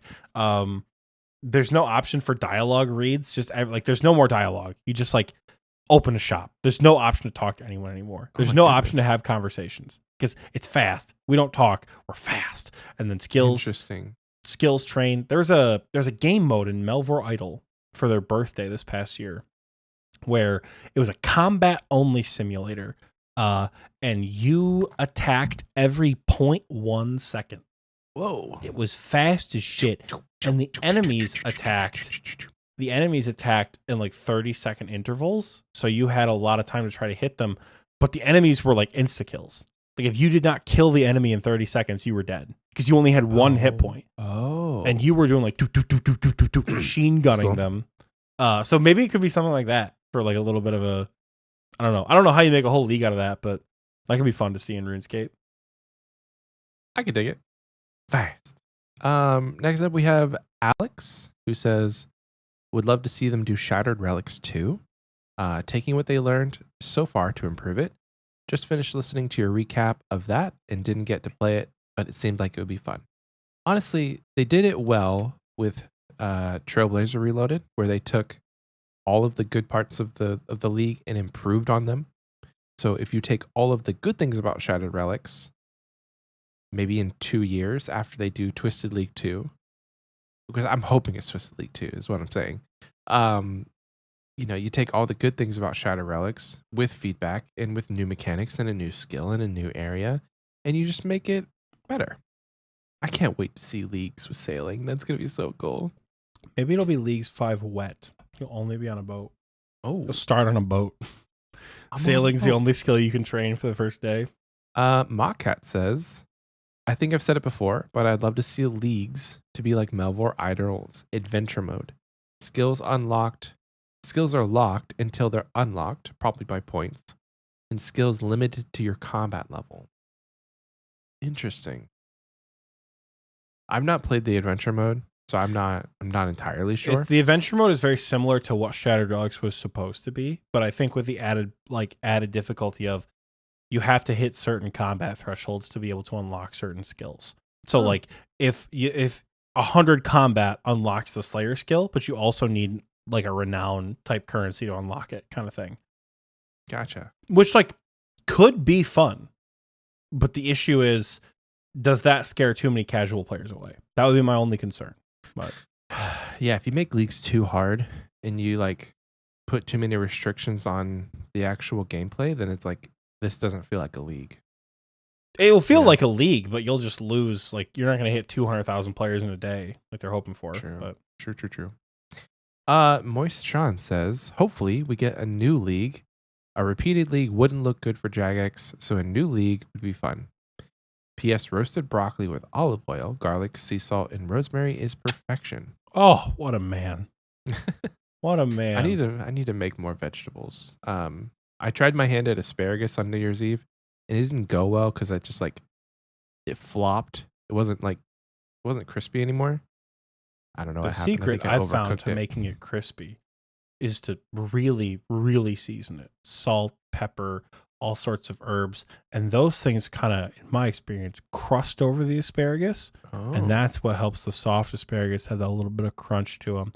I don't love my asparagus to be super firm, so I prefer it to be a little softer. I'm talking, dude. This was like, yeah. Okay. I think it's what happens when you pick it up in the middle and it just I think it's what happens. Yeah, I think it's what happens when you cook them. Maybe I've just been eating like semi-raw asparagus, where like you pick it up and it only bends a little bit. I mean, I don't know. Yeah, could be, but well, there's one last response here, and it is from Green Satan Bot 666. Why is he green now? I don't know. I'm hoping to get a new type of game mode, or maybe a different way to unlock your powerful upgrades. Hell yeah. We did have one entry here that's not related to the actual like community question, but they said in response to me talking about the fun question last week, they said instead of doing a fun question, you guys could do a trivia segment where you pull someone from the recording booth chat and they get a chance at winning something random, like monkey nuts. Huh. We'd have to review the RWT rules, but that could be fun for a special episode because there's a really weird stipulation, I'm pretty sure, with like the exchange of RuneScape goods for IRL services or money is considered real world trading. Real world trading, yeah. Even if it's stupid, like monkey nuts for being able to answer, what was the first quest added in Old School Runescape? Like, unless it's between friends. Unless it's for the spirit of friendship, which is also dumb as shit. God, that episode's like 3 years old. That's when we did the research for that episode. It's a callback, man. That really is. You've been around there for a while. I don't think it's a bad idea. Clapscape was the one who suggested it. I don't think it's a bad idea. I think it could make for a really fun event episode. Maybe Michael and I get progressively more drunk, and then invite people on to answer trivia questions, and then they win just the stupidest awards ever. That said, I think we still would have to look into what is the threshold for RWT. If I give you 69 monkey nuts for answering a question correctly on the show that I'm broadcasting, is that going to get me in trouble? Probably not, but I want to do the research to make sure, because let me tell you, this show will hit the ground fast if I get banned. So I think it's good. I think it could be real good for a community fun episode. Maybe like episode 150 or something. We break out the Michael and Oxie are drunk as shit. Let's get the community trivia going. You just got 93 mining. Congrats. I did. Yeah, by the way, we were just chatting. So yeah, Congrats. 93 mining, only 5 million XP to go. The M in Oxy M stands for mining. That's fun. So Brent, yes, that was Clapscape that had suggested the trivia question. I think the fun question is here to stay. I think we just need to get more creative, and I need to stop bitching about it. Or we need you guys to send us more postcards, because like I'll move my head. I have nearly half of this corkboard still with space available. It's only half full. In a PO box that is continually empty. 2376, folks. 2376, folks. PO box 2376, Keller, Texas. Total level when sailing comes out. 2376. Clapscape says, "Why don't you plug the PO in episodes?" I feel like we do. Do we not? Maybe not enough. I'm gonna start it out. When it's my outro, I'm really bad at plugging the PO box, because the PO box is more of an enigma. It's more of a concept to me, because it's I can't go check it. Like it's we went when we had the old PO box. We did. Yeah, you and I went because I was there with you. But like I can't like run down to the post and see like, oh guys, we got a new postcard. Like we should open a PO box near you. No, that way we don't want to do that because Oxie will just forget. Okay, well, okay. Unless the people really, really, really want that. Unless people really want that. It could be fun. We'll add it as a poll for this episode. Should Oh, we give God. Oxy a PO box? Oh God. To continue this section, we do have replies on our YouTube channel for the same question. What is your prediction for the next league? Ushers says next league might be a generate task type league. Would be nice to have a task generated for you instead of staring at a giant list and not knowing where to start. Also, why not Bronze Man mode? Who said leagues has to be Iron Man forever? That would actually be kind of interesting. The more you think about it, like there is things on the GE, but it's just people's like extras that they got. Like if you get a dupe T-bow, now you set the price because everybody else who has a T-bow, wait, you'd have to get the T-bow first. So like I guess dupes wouldn't be that great for like mega rares, but for supplies and stuff, that would be kind of hella. That would be kind of good. Not that you need them. Relics make things. Anyway, we're not diving into that right now. Bronze Man mode would be interesting. And the last reply for this week's community question, Zward Wolf says, I think a league where you can choose to follow one of the RuneScape gods and get a buff that unlocks according to the god you choose. Also a pretty neat idea. That sets Also up a like neat idea. that could set up like basically what is essentially a paladin or an oathbreaker paladin Yeah. style of gameplay. That really could bring the RPG bit of our MMO RPG. Knowledge. It could bring out so many like, oh, that could be stupid. That could be so stupid fun depending on how they did it. It'd be a really weird take for RuneScape, but they could make it fun. I saw someone suggest, I think it may have been in Discord or in the CC, that like you align with a god and every god has a counter. So like, for example, if you choose Saradomin, you get extra damage against Zamorakian enemies, but you cannot kill Saradomin enemies. So you have to choose like who you're fighting against, you know? And like what content you more or less cannot do. So like if you side with Zaros, you can't get Torva because you can't kill Nex. Yeah. I think it'd be cool to have like you're locked to the regions of those gods or like the regions that those gods are influenced with.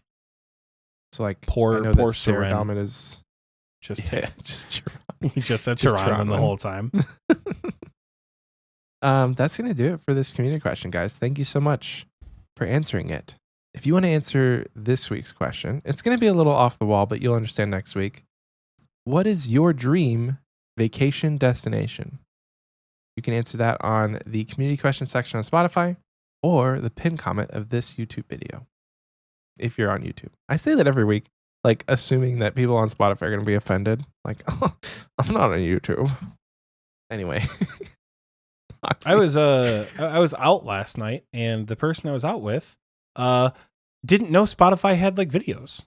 They're a big podcast listener and they're like, they just didn't know you could like do videos with it. So I pulled up like Xpwaste and then Call Her Daddy. Both have videos that you can watch. So I pulled like both of those up. I'm like, yeah, it just shows up. You can turn it off if you don't want to watch the video.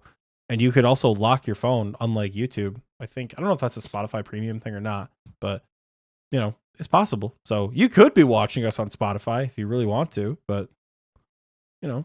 Well, it's the comment part. Yeah. It's the comment of this YouTube video. Like, I want get people it. to know. I want get them it. to know. You know, but like, well, actually, it's your turn. Now it's time for my most handsomest co-host. wow. We had a handsomer co-host, but I think Oxie and him, they fought to the death, and Oxie won. Yeah, a long time ago. Long time. This is before Suck it, team. I held a competition for the most handsome person in the entire world to be my co-host, and I chose Oxie. Yeah, you're goddamn right.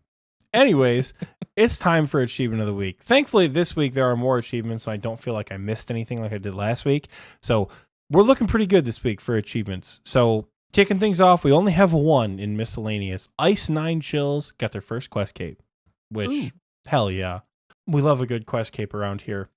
Moving into the combat section of Achievement of the Week, Ice 9 Chills, another appearance, the back-to-back, today, as a matter of fact, cracking off a double-double with his first ever gauntlet kill. He's not the only one with a first this week in the killing category. Voltoro also killed Zulrah for the first time. I have a question.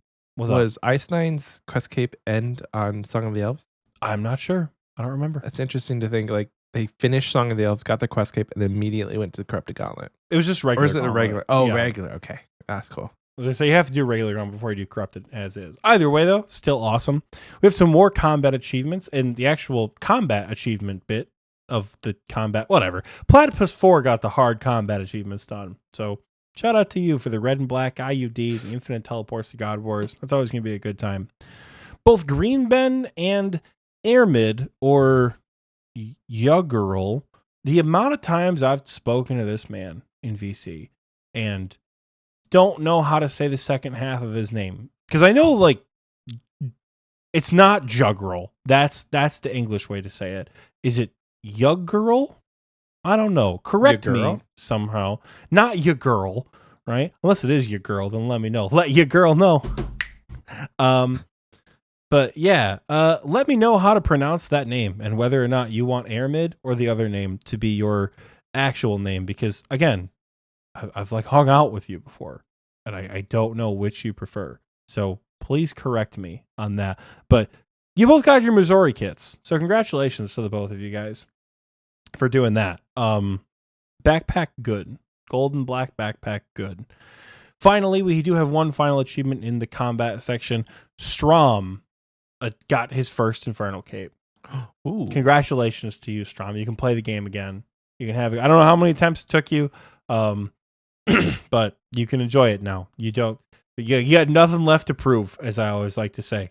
Congratulations. Wrapping up this here achievement of the week with the skilling category, the biggest one this week, as it almost always is. People do like to skill around here.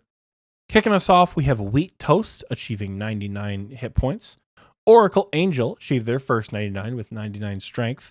Seppi J also got their first 99 with 99 cooking. This guy's Discord name is the LX Ack from a couple months ago. I don't know if you remember. I still don't know how to say his name, but he changed his Discord name to Daddy. And I'm going to stick with that. I just needed to make a little note that it wasn't totally out of context. So Daddy achieved 99 farming. Rust of Fury achieved 99 wood cutting. Again, another man cruising his way to max. Sparky Life achieved 99 crafting.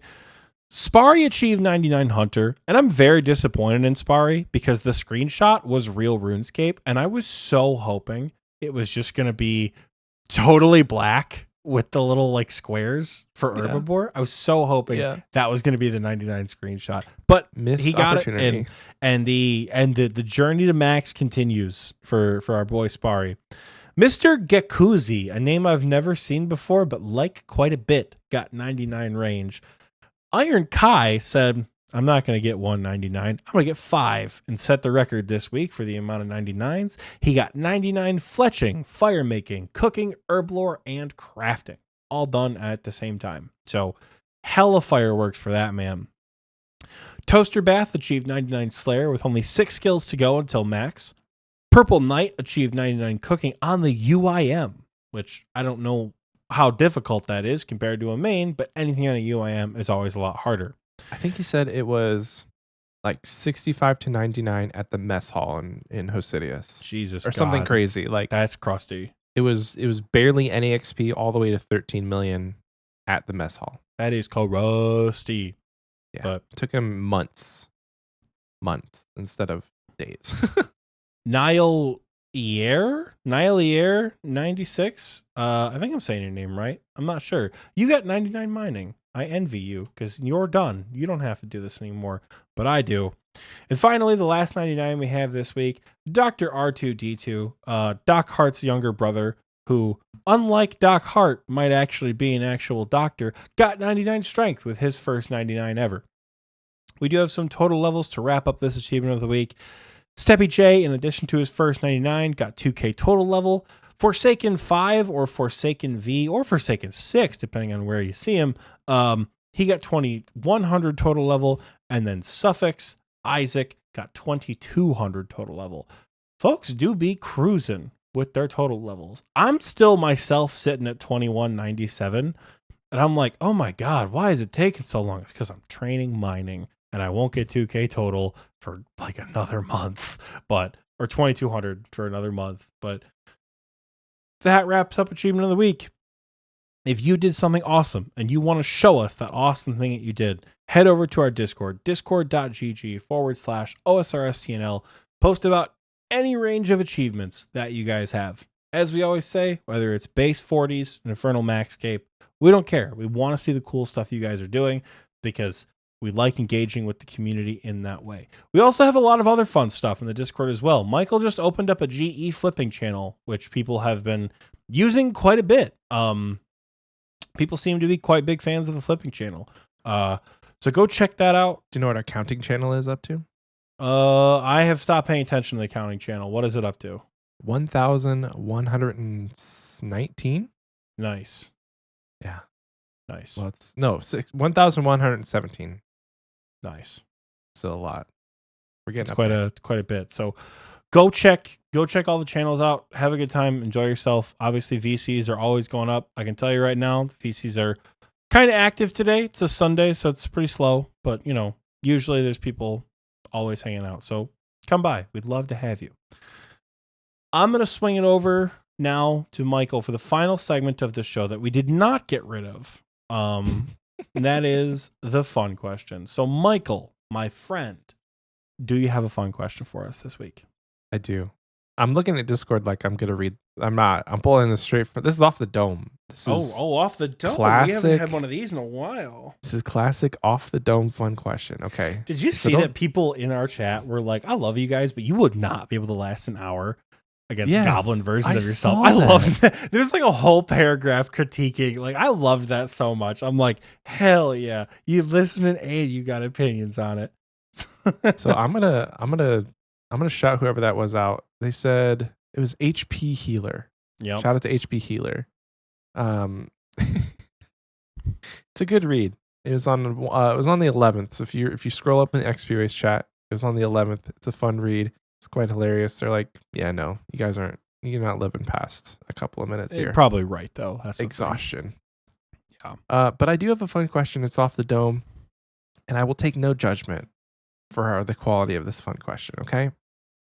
I'm rethinking it, but I'm gonna just send it. Okay. We're gonna just send it. Okay. There's a 2-part question. First part, Oxie, who is your favorite boss in the game? If you had to pick one, who is your favorite boss in all of Old School Runescape? Probably Venenatus. Okay, great answer. Now, fun question, Oxie. If you pulled out Venenatus's phone, right? You opened up Spotify. What's in their most recently played? What is Venenatus listening to in her dungeon when she's just like beating folks into the ground? Like, what is her top played genre of the Spotify Wrapped? Mainly the question is, what genre of music do you associate with your favorite Old School RuneScape boss? So, okay, I think I have her top 3 right here. Okay. The one that like sticks out the most for Venenatus is like not quite like screamo metal, but like intense metal music. Because if you like that, you're talking deep wilderness, gigantic spider beating the shit out of adventurers whenever they walk in. Like, that is the vibe that kind of gives off. Mm-hmm. However, it takes a lot of work as a spider to craft a web. So kind of like lo-fi beats to make crafts to also might be up there because you got to spin Spooky a lot lo-fi. of webs, like spider lo-fi, like not like scary necessarily, like something relaxing background music to like make the web or whatever.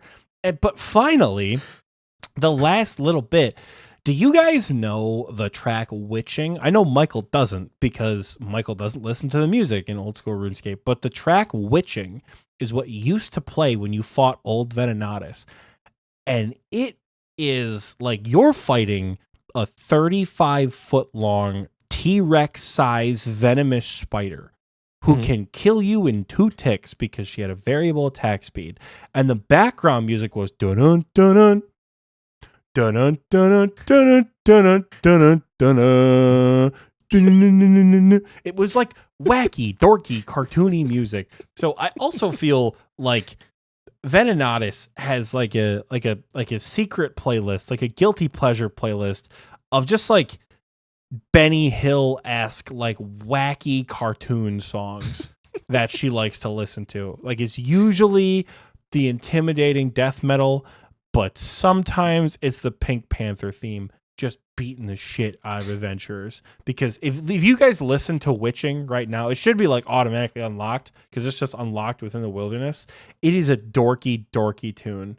And that's what used to play when fighting Venenatis. I listened to it on loop for hours while killing her in the wild. So go give that track a listen. You'll understand what I'm talking about. So yeah, death metal, lo-fi beats to make a web to, and just like a playlist of cartoon tracks that do not match her aesthetic at all. You know, That's awesome. That's what great. about you? What's your favorite boss, and what are their music genres they're into? Gosh, okay. So if I had to pick my favorite boss for the league, it was Bandos. For the league or for? Well, I'm just thinking most recently, what I've done most recent. Okay. Bandos was my favorite boss in the league, just because it was probably the easiest to kill, and I don't know, it's chill. But I feel like Bandos's number one playlist is either like super bass heavy, like EDM, because he's just like crushing skulls to boom de boom de boom de boom de, or it's like death metal screamo, like just double bass going the whole time. Because he gives off that like grunge metal vibe, like you could see him doing the windmill with the arms in a mosh pit. I could see General Crawdor in a mosh pit, but I could also see him. No, you wouldn't want to, but I could see that happening. But I could also see him at like a, I've never been to one, but like an EDM, A rave maybe. I don't know, dubstep kind of thing. I think in the game itself, this is gonna sound really cheesy, but I like Barrows. I think it's probably the most I could do it for the longest type of boss. Mm-hmm. I just looked up myself. I looked up my main account Bloodhound, and I didn't think it was me because there's a lot of KCs on here. Like I've forgotten that I've done nearly 400. Yeah, it's almost as if you've played for 6,000 hours on that account. It's wild. Yeah. I've done 67 necks, killed 400 KBD. Like when did I do 400 King Black Dragon? But Barrows is chill, and that's a whole podcast in itself. Like, what are the 6 Barrows brothers listening to? It's all the same. Each of their thing. genres. Is it all the same? It's all, they're in the tombs, and it's either Caramel Dancing or Rockefeller Street the entire time. You could hear it from the mounds as you walk up. What is the song? Go look. I knew Fear was gonna get that one. You fucking weeb. I knew for sure. Hold on, what was it? Caramel Dancing or Rockefeller Street? Like I don't know if it's like a Nightcore remix or whatever it is. It's not the original one from Eurovision. It's like the weeb anime girl version. Yeah, that's 100% what I'm picturing them listening to, because you can hear it bumping from the hills, and you're like, what the hell is down there? And then it's just Varrock, like. Hold on, I'm playing it right now. Okay, I don't think we can play it on the podcast. We might get like DMCA'd for that. But pause the podcast, go to Spotify, listen to some Rockefeller, whatever Oxie said. You guys know exactly what I'm talking about when you hear it. It's either anime girls or like psychopaths driving tanks. Like that's the two right there. Interesting. Well, yeah, there you go. That's the fun question. Thank you for the great answer. I forgot that Venenatis was your favorite boss. Good answer though. I do enjoy me some spooky lo-fi. I think I would vibe with Venenatis in that. I'm watching the video Fear sent. I can already tell this is gonna be crazy.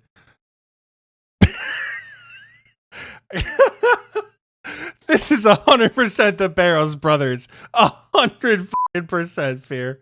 That's 100% the Barrows brothers. 100%. Yeah. It's like the punta. Imagine just like hearing that shit and seeing all of them doing that dance move all coordinated together. That's actually really true. That's very true. Well, that's going to do it for the fun question. I'm going to send it back over to Oxie to take us away. Take us Indeed, folks, it has been a good one. It's been a fun one. I'm sorry I did not give you as rage-filled of an episode as you guys were expecting. That said, I hope you guys think I'm right, because that opinion is one that's going to stick with me forever. I'm getting DMs right now in our winter weekend planning chat because somebody still never made the announcement when someone reached out to them. But we are announcing an event that's coming up. It should already be live in Discord. Winter weekend. Go sign up for that if you've made it this far.